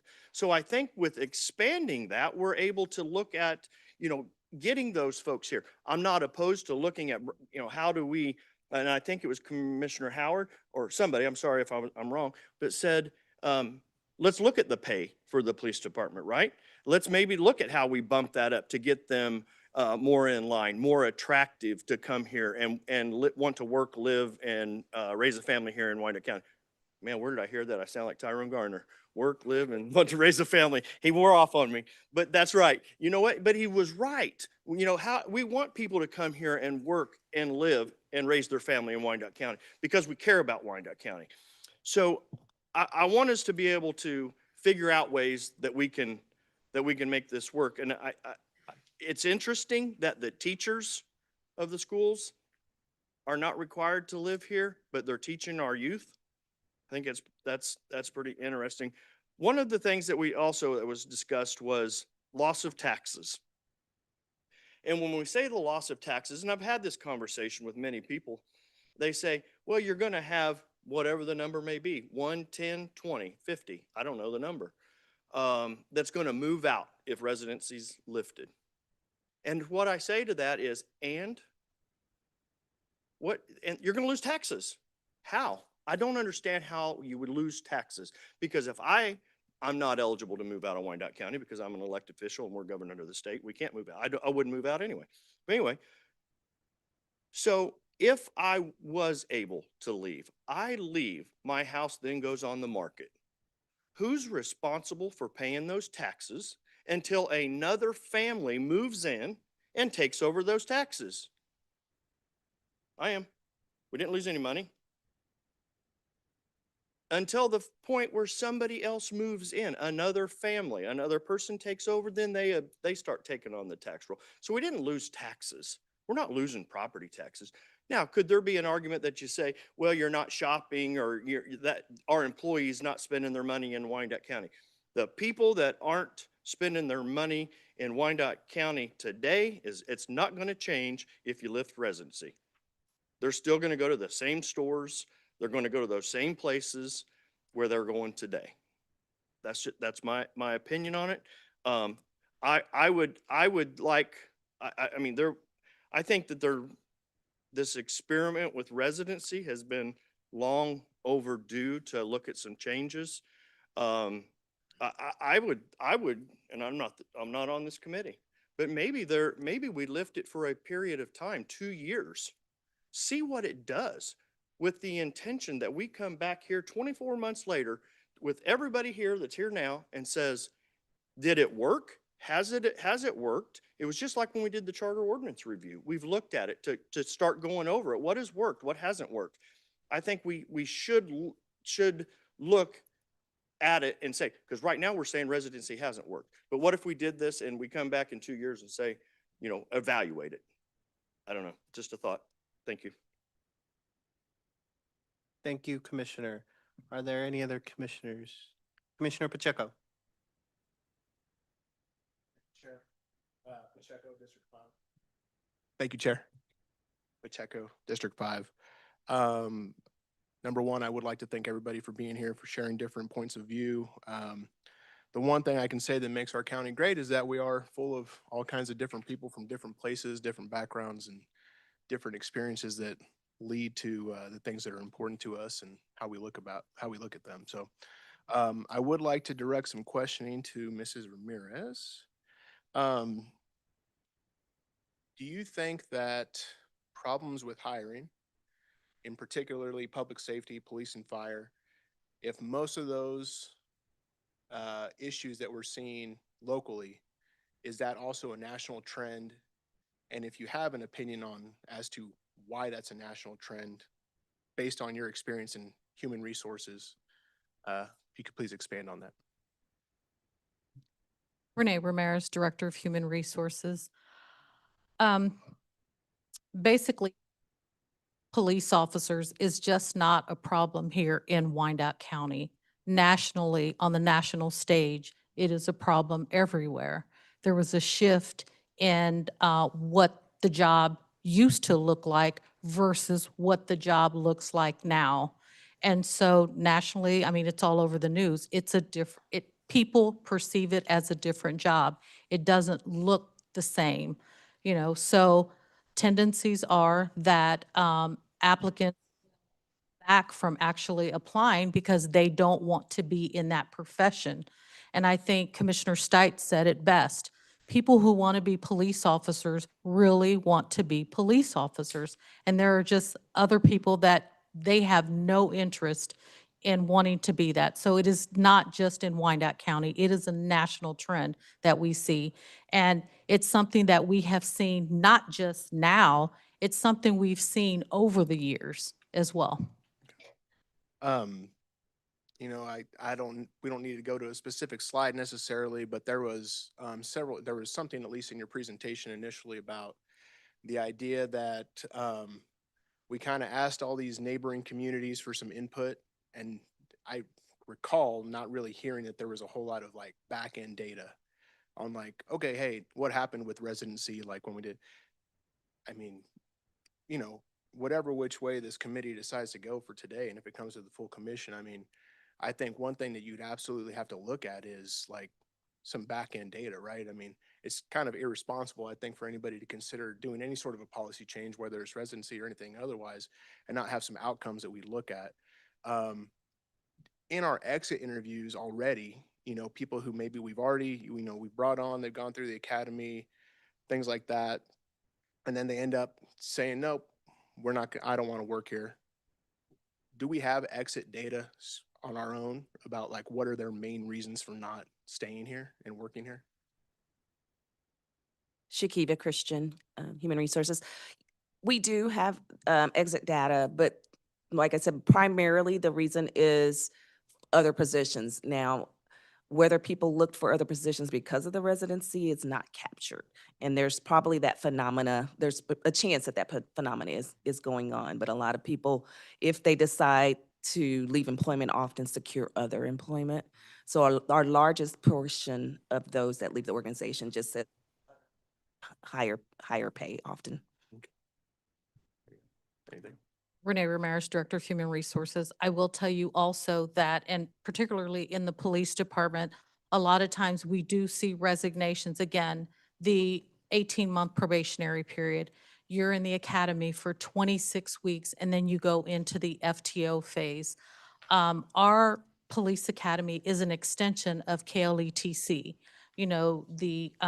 for certification. It is not an easy to be a police officer in any at any agency. So there are just individuals, while the position looked like something that they wanted to do, when they actually get in there and they actually do it, and they see some of the things that they have to see, it is difficult for some people to want to continue in that. So we do see resignations that happen even prior to graduating. They're in the academy. It has to be a fit. Not only does it that person, it also, when you take a position in our public safety departments, we are not only hiring the individual, we are taking the ownership of that family. We live that schedule. We have to live that schedule with our public safety partner. And so the whole family takes that on. So it's a family decision that people are making, very intentional, wanting to be. This is just not the fit for them, that type of position. Thank you. I think you might have hit on it, maybe some other questioning from others, but what sorts of changes have we done in HR maybe over the last, how long have you been the director of HR? Let me ask that. I've been the director since 2013. Okay, so that makes it about 13 years, at least 12, right? So in that time, what sorts of changes have been instituted within human resources to help recruit and retain people, whether it be bonus packages, whatever, anything that you can say would be more in the HR world? That I don't know it that well, but things that speak to that. Thank you. So over the course of my tenure as being the director and looking at the evolving things that it takes, one of the things that we have to focus on here at the Unified Government is our goal is always UG and become a premier employer in Wyandotte County. So we look at benefit packages. What types of benefits do we offer our employees? We look at incentives for our employees. Because of the residency requirement, we have had to incentivize certain positions to move into the county. So we have sign-on bonuses, we have retention bonuses.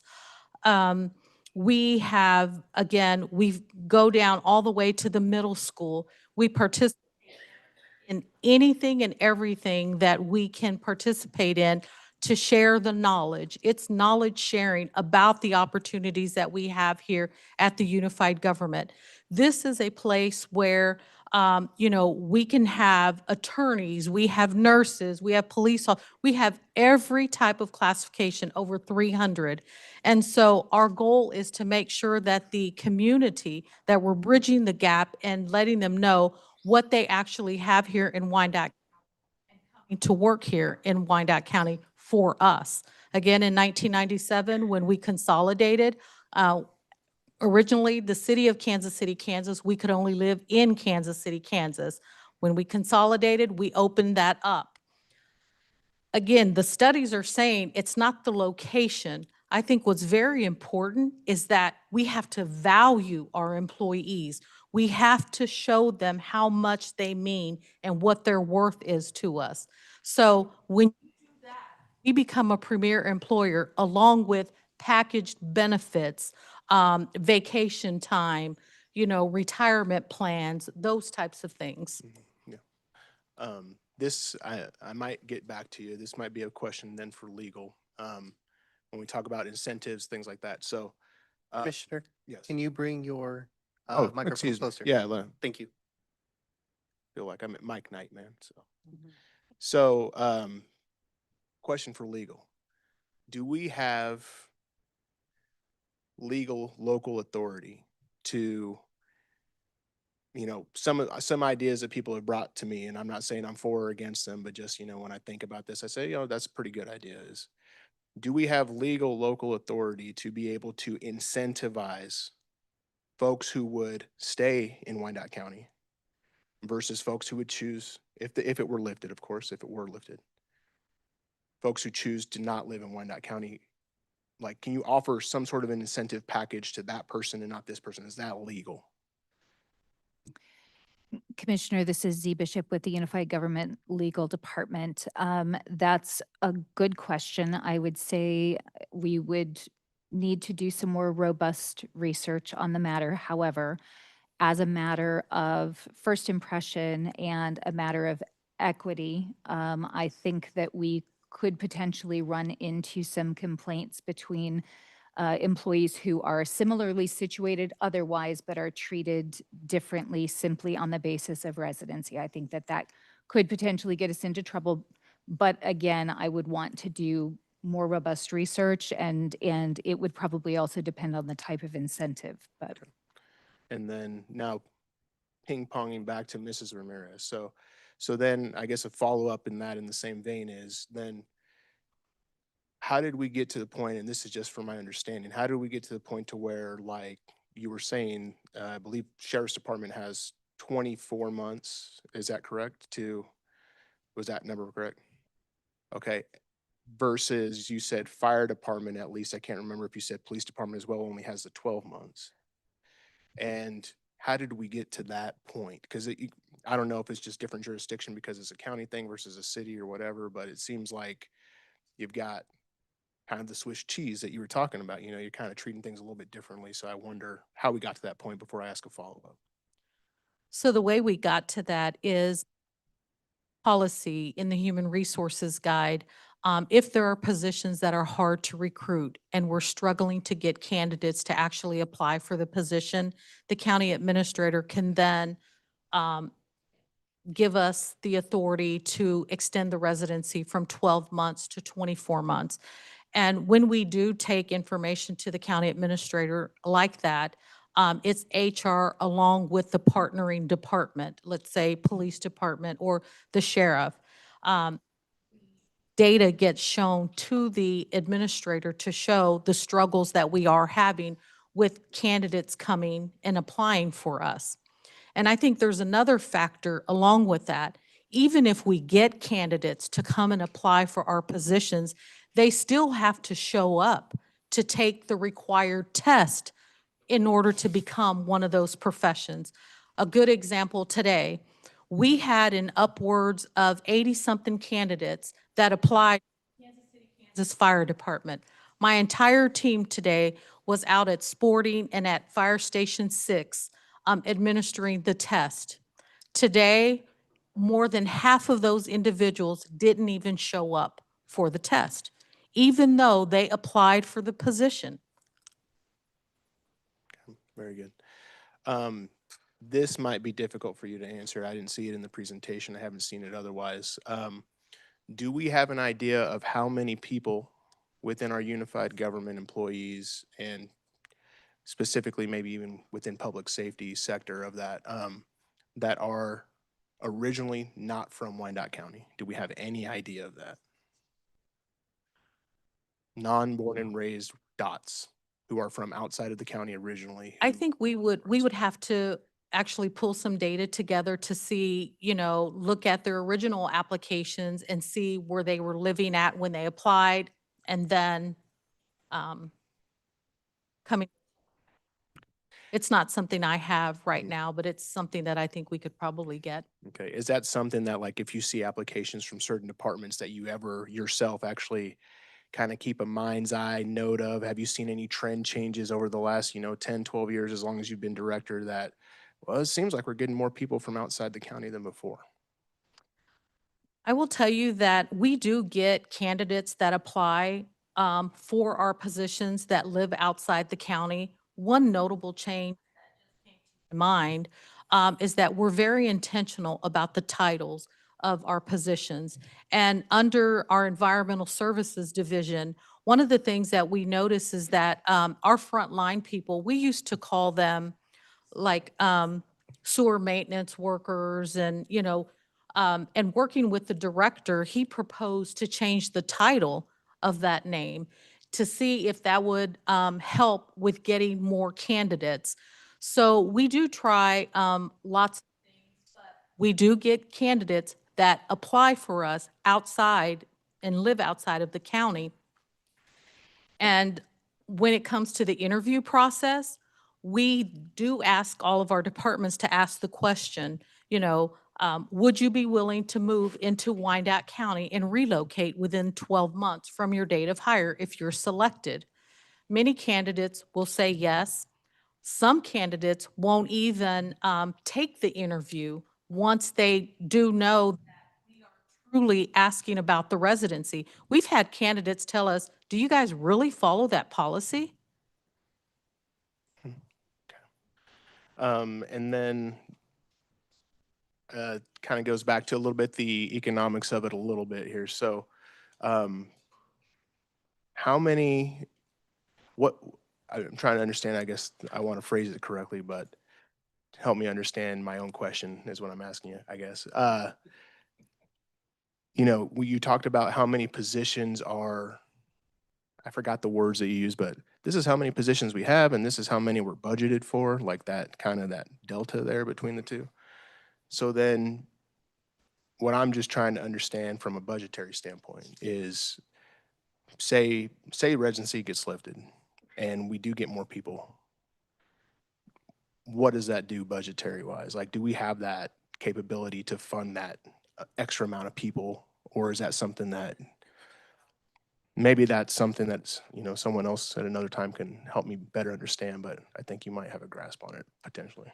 So again, and I'll use the police department as an example. The police department, they, many years ago, back in 2014, they were sitting at 381 positions that they actually had that they could hire, and that was considered their authorized strength.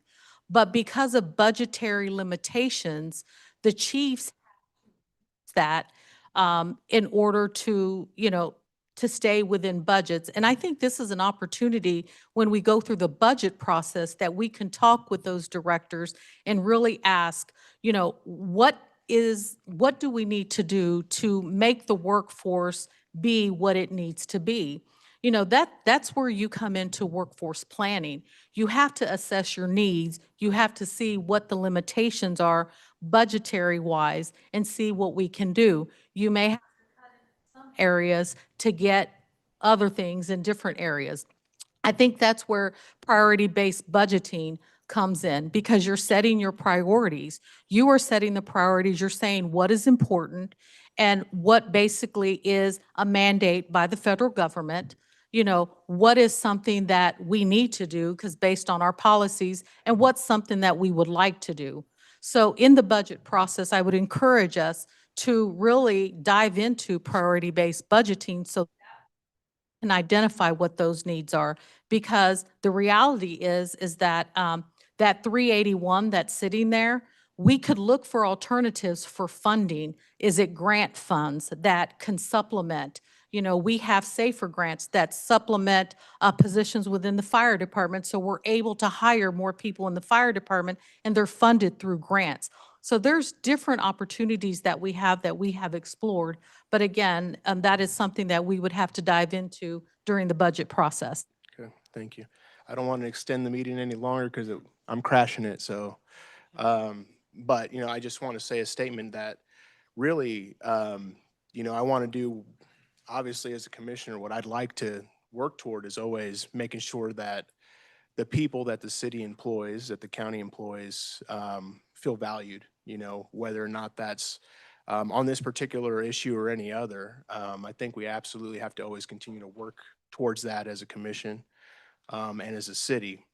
And I think, you know, there's different viewpoints on this. And so, you know, you have a lot of folks within our actual, you know, city government who are working for us and serving us who have spoken up today in, you know, favor of lifting it. I also saw community members, not folks who necessarily work for the city, but who are served by it, who work in different capacities and have different experiences who say, I think there's reasons why we shouldn't. You know, I don't necessarily envy my colleagues here tonight for having to make a decision that it's definitely going to, you know, both sides might be, you know, upset no matter what happens. And so that's never an easy thing for anybody to do, but that's what we're tasked to do. And so in closing, really the main thing that I'd like to leave with is that we do need to start making sure that we're listening to our employees, that we're listening to their concerns, and equally, we need to listen to our constituents that also sometimes happen to be employees and sometimes don't. We're only going to be able to move forward as a community if we value everybody's voice and give them an opportunity to speak at the table. Again, I don't want to take up too much more time, but I think it's very important for us to listen to the inputs of our commissioners when we're up here, and that's not to, you know, pat ourselves on the back, but it's because I think most of us up here, I think actually I should say all of us up here, take the time to really understand the issues as best we can. So I appreciate the opportunity for crashing the party tonight, even though it's not my committee, and I don't want to extend it any further. But I have confidence in my commissioners to make the decision they think is best for the county and the best for the people, and I'll leave it at that. Thank you. Thank you, Commissioner. Commissioner Lopez. Yeah, there we go. Can you hear me now? There we go. So HR, another question here. So you kind of hit some key points that where a couple commissioners were, and even some folks were talking about how we need to dig deeper in our community of recruiting. But you kind of just said it, was talk about how we're going to high schools and we're even going to middle schools. I mean, I don't know how much deeper we can go. I mean, unless we're going door to door. I mean, that's basically what we're doing, is going door to door when we're going to middle schools and high schools to recruit. So, and I just was texting a teacher that's a teacher at USD 500, and no, there is not a residency requirement at USD 500. And just got a text from another teacher that there is not a residency requirement at the college or at Turner schools. So they seem to be fully staffed with their teachers. Well, maybe they're coming all over to Turner. I don't know. So anyway, but I mean, I don't know how much deeper dive that we can get into the community that we're already going to middle schools. So that's, you know, am I correct on that? That's what we kind of touched on, right? You are correct. We go to middle schools, high schools, colleges, universities. We So- participate in several different things like Kauffman Foundation. Right. So, I mean, we're diving deep here. And then, so let's talk about right. So I know that the DA's office lifted the residency. What about his staff? Are the staff on our payroll, or is it on the state of Kansas payroll? Commissioner Lopez, this is Z Bishop from the Unified Government Legal Department. That's a complicated situation. It's a complicated answer. The DA himself is a state No, I'm not, employee. I understand that. I understand who the DA is. I know who's paying him. I know who's payroll. I'm talking about his staff. Correct. And his staff is paid through the Unified Government Payroll System. However, by state statute, he is able to opt in or opt out of the county's policies. Why would he do that? I'm sorry, sir, I don't think I understand the question. Well, I'm just saying, you know, I mean, he's staffed. You know, I mean, he actually, you know, he's like, hey, this isn't working, so this is what we're gonna do. And sir, I don't hear a legal question there, so that would I'm be a just question saying, you'd have to direct elsewhere. Yeah, no, what's your thoughts on that? Our HR department, I mean, he was like, hey, this isn't working, so I'm gonna lift it, because he can do that. And he's staffed, he's moving forward. But wait a minute, but we're funding him, right? Commissioner, the funding is required by state statute. No, but we're not- I understand that. But that's the thing, he can opt out because the state allows him, but also we have to fund him by state law. Just like with the sheriff's office, if we don't fully fund his office, both the sheriff and the district attorney can sue us for not fulfilling our state statute requirement to fund his office.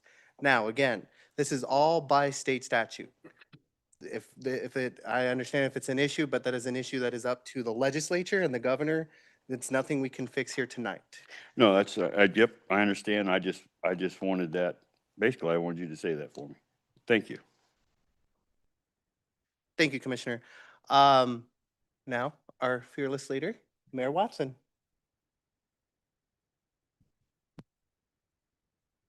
Is it on? Okay, thank you. First of all, good evening to everyone. I know you're all probably wondering if I'm gonna say something, so I am. I'm glad you all are here to represent, and I appreciate the passion that each of you brought on both sides of this complicated issue. HR, I know that it's been a year, I think, since the previous commission decided to move it under this mayoral administration. I do have some questions. I think this is a policy issue. I don't think it's just a location issue. I had the wonderful privilege, I've talked to several departments, but I've also had the wonderful privilege of being out plowing. And because it really does mean a lot to me when it comes to staff. I care very much about staff. I've been staff. And their morale and making an investment in our staff, I think should be a priority. But I also understand the economic impact and concerns that people have about losing the residency rule. And I too am very conflicted because I've heard both sides. And so for me now, I have to take emotion out, and I need to figure out with our commission board, how do we get to a solution using data? Using factual data. And for me, it does come down to the dollar. What is the economic impact this will have if we keep the residency rule? And what is the economic impact if we lose it? You have to understand, I want to maintain our taxes. I want to lower them. I don't want them to increase. I don't want to lose the tax base, but many of you have said, we're not going nowhere. But we are a community And it is important that we have people that want to live here and work here. So I'm gonna take a motion out because I also understand we should not force people to be here if they don't want to be. And if this is an issue about the staff at Unified Government, then we should listen, at least listen. So wisdom tells me at this moment, HR, is there an opportunity for you to give us some, and maybe you all have presented this, but for the payroll of positions currently subject to residency, is there a number for that? And then what is the current position living in Wyandotte versus projected after elimination? What is the average local spending captured per household? And then the vacancy plus the overtime cost, because I heard that, attributed to the rule, which is before or after a comparison. I think, commissioners, that's some data that is key to kind of separating our motion to do what we should do for staff, but also the cry from the community and what they feel like we need as well. I feel like we need to understand the savings for a residency or not. And if the savings from reduced vacancy or overtime exceeds the lost local capture of payroll spending plus housing demand, because I heard that housing is key. I care about the employee and where they live and feeling safe. That's important. So spending plus household demand, elimination can be either net positive. If not, it's going to be net negative. I don't want to prolong this process, but I think we need to break it down to economics. And I think the economics should speak for what the decision should be. Because our job is to make your lives easier, not harder. But I don't want you to live here if you don't want to. But I do want us to understand the impact this will have on the community and the economic impact it will have. And I think those numbers will speak for themselves. And I think that that is what the community should accept, because those should be the facts. Thank you. Thank you, Madam Mayor. I'm going to take a few moments to speak my mind now, now that the other commissioners have had and the mayor as well. If you asked me a year or two ago, I was a staunch supporter of keeping residency. Just like Ms. Walker Yeager, every day, every week, every month, I'm back and forth. I truly am, because I see the benefits of both. Even today, woke up at 9 a.m. Ever since 9 a.m., my phone has been ringing. Emails, text messages, people giving me their opinions and their voice, and I want to hear everybody. My opinion changed every hour of today. I say all of this because I am an elected official of Wyandotte County, but at the same time, I can't be a hypocrite. When I first got elected, I was an employee of the Johnson County Parks and Recreation Department. I worked as a program director. I worked in several schools in that capacity for 6 years. After that, I was a teacher at a private school for 4 years in Roland Park for a special education school. So that is where I stand. Of how can I say you have to live here when one of your elected officials, and I'm sure I'm not the only one that has not worked outside of this city or county, and say you have to live here. Now, I'm not saying that to say I support lifting it. I am still, as I sit here, every voice, every comment I've heard, I'm going back and forth in my head. But I agree with Mayor Watson. We need to take emotion and feelings out of this and make data-driven decisions. Because if we let emotion take over, then we are never going to get to a solution. We are never going to find a middle ground. The only way to do that is we listen to the data, give staff direction on what information to continue to bring forward. I also like to state, this is not the full commission. This is only 5 of us. There's 7 of us on the board right now, but only 5 of us will get a vote. That's half of the commission. The other half won't have a voice until whatever happens tonight.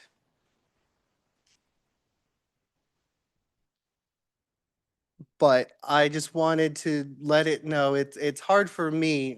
For this moment, I am going to bring emotion and feeling for a moment.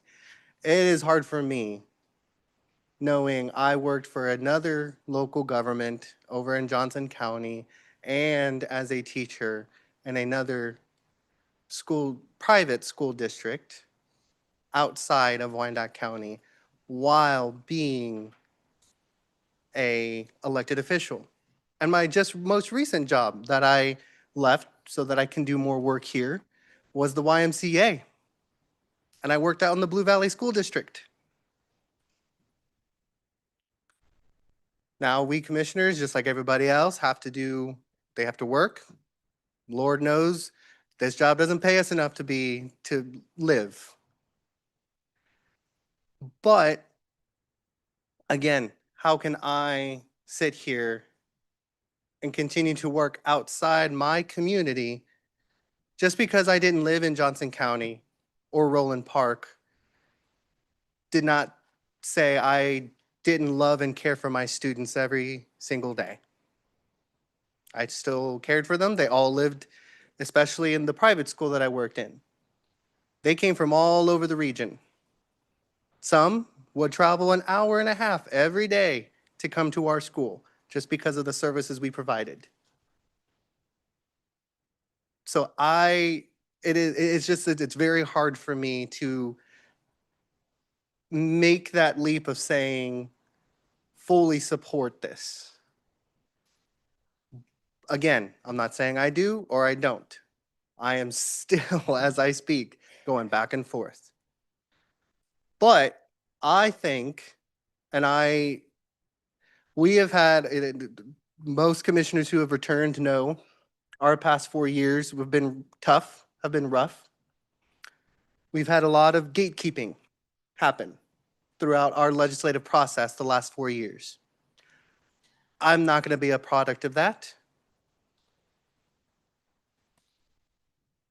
I believe this is a conversation that needs to be had not just by a select few, but by the full commission. We had our ability, we had the public comment tonight. I think moving forward, if this moves to full commission, I will make a motion to move it with no recommendation for the moment so that it can go to the full commission. And there, I'm sure with our new rules that we've cleaned up a little bit, tonight was the night for public comment and for us to hear the community. You can continue to email, you can continue to call, But I think at the full commission, I think there is the time for commissioners to hash it out, work together, find that common ground, and let's listen to the data. I know that may be something a lot of people may not want to hear or want to happen. I understand. But again, last 4 years have been rough for us legislatively. I'm not going to be a product of that. With that being said, are there any other comments from commissioners before moving forward? So I am making the motion that this move forward with no recommendation for further discussion by the full Board of Commissioners. And noting that, again, we've already had public comment. Now this time will be commissioners working it out. Second.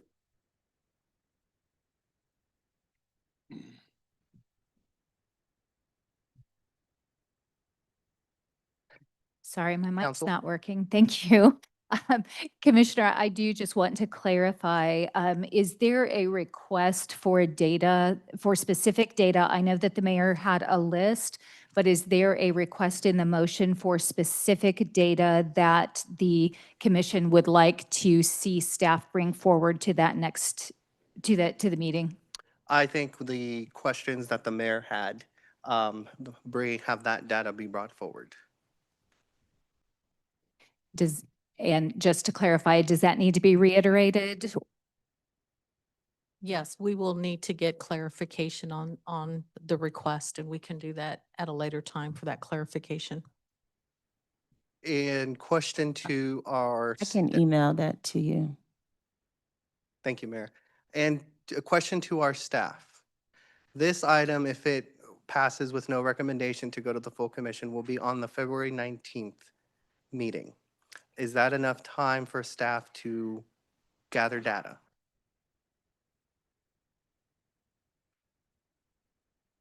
I think that's a very tight timeline for us with the amount of data and depending on the question, we are going to have to engage with other departments to be able to provide this information that the mayor is requesting. So I would ask that we get a little bit more time for that.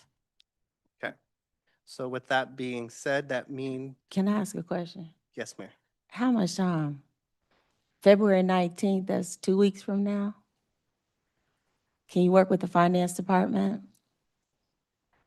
Can you work with the finance department? They may have a lot of this data, possibly.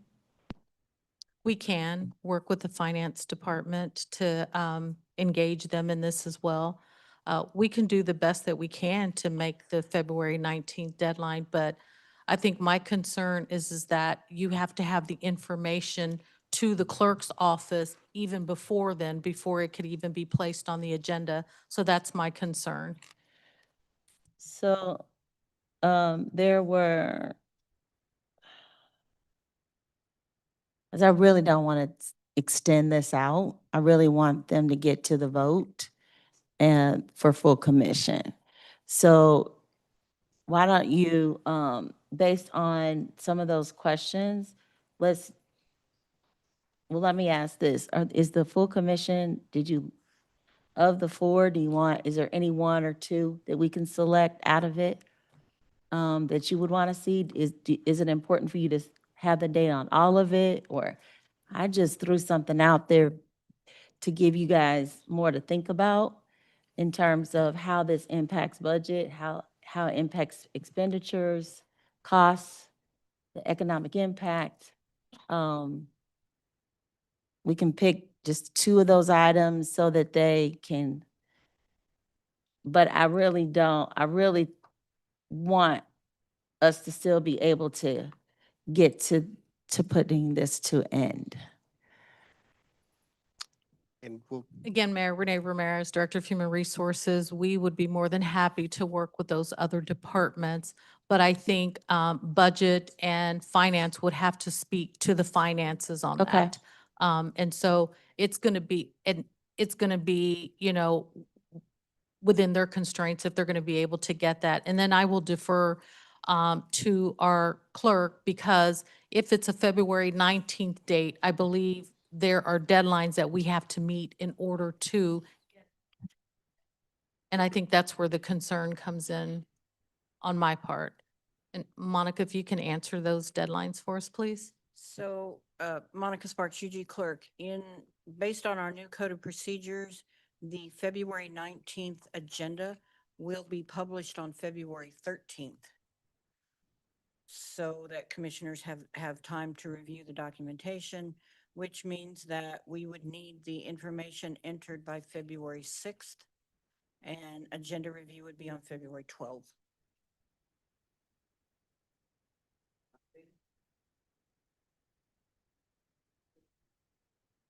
Okay. Commissioner Pacheco. Commissioner Pacheco. Thank you, Chair. Pacheco, District 5. So just want to clarify a couple of things. Number one, if this policy is changed, when would be the effective date? Do we have any idea of what that's going to be? Typically, when policies are passed by the full commission, that's the effective date of that actual policy. Okay. Number two, I think the mayor astutely pointed out several things that we should look at from an economic standpoint, but I mean, if we're gonna decide on when we're gonna do this or whatever, depending on what the committee decides on right now, but I'd like the opportunity to be able to come up with some things that I want known also, so that way if we're gonna have, if it's gonna happen to where you guys vote on that, I don't know what's gonna happen, right? But if that's the case, then I'd like the opportunity to be able to submit stuff to staff as well, and not try to think of it off the top of my head right now and not be able to do a good job to get good information out here. So I don't know if that's an opportunity, but I'd like to know that first.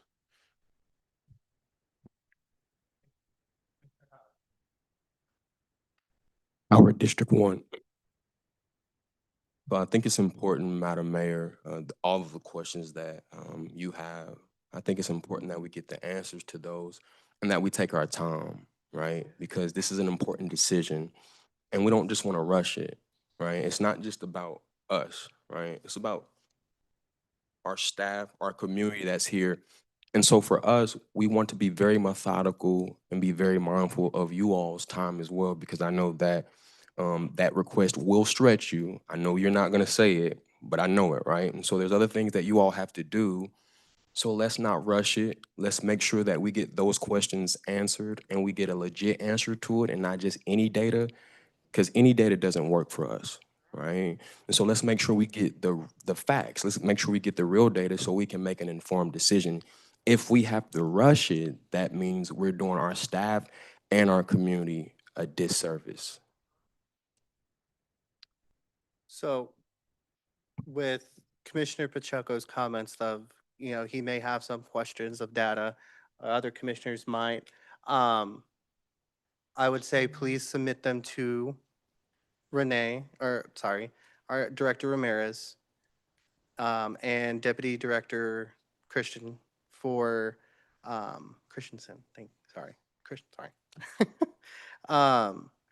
at least by February 6th deadline. So that gives them a few weeks to gather the data, talk to their departments, and then their first meeting in March, if they are ready, we can bring that forward to the March 5th meeting if they are ready and prepared to go. I want to make sure, as I stated, and thank you, Commissioner Pacheco, for bringing that, and Commissioner Howard as well. I want to make sure all commissioners have an opportunity. I know we're kind of, some are thinking we should have done this last year, we should have done this last year, but again, I asked no disruptive comments. Thank you. But we are here, we are here now. We're gonna tackle it. We're gonna find a way. Council. Thank you, Commissioner. This is Z Bishop with the Unified Government Legal Department. I do just want to remind the committee that there has been a motion and a second. Yes. And that motion and second included a date for February. And so I might recommend that you amend the motion with the agreement of your second, Yes, both to include the new date and the possibility for new questions. thank you. Yes. I will get there in one moment. Commissioner Pacheco. Pacheco, District 5. Thank you, Chair. Again, do not mean to prolong.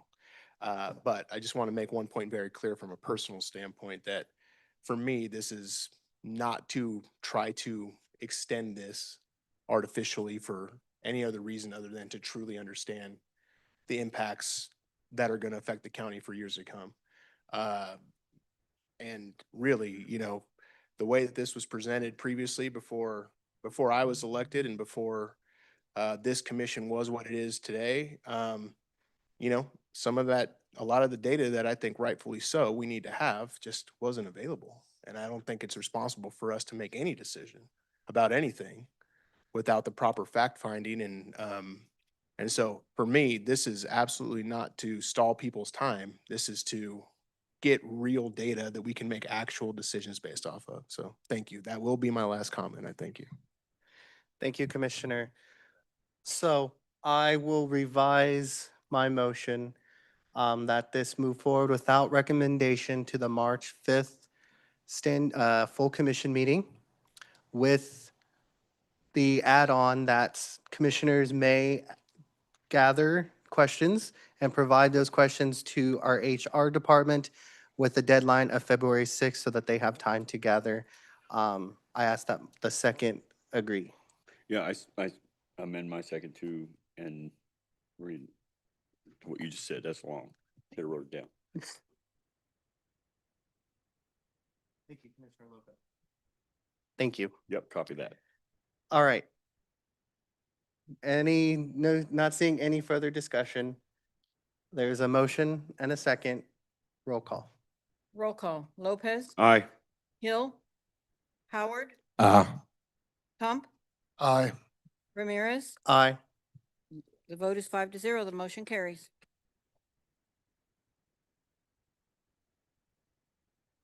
Sorry, not used to being in charge. Since that was our last item for the evening, again, I want to thank all that came out tonight to voice their opinions. Just as important as data is, it's important for us to hear from our community, either which way you go. That concludes our meeting this evening. I will entertain a motion to adjourn. Council Second. motion. Second, Hill. There's a motion by Commissioner Kump and a second by Commissioner Hill. Roll call, please. As I asked that, let us finish our meeting, then we can talk. Sorry. Roll call, please. Roll call. Lopez, Aye. Hill, Aye. Howard, Hump, Aye. Ramirez. Aye. Vote is 5-0. The motion carries. Thank you. The meeting is adjourned.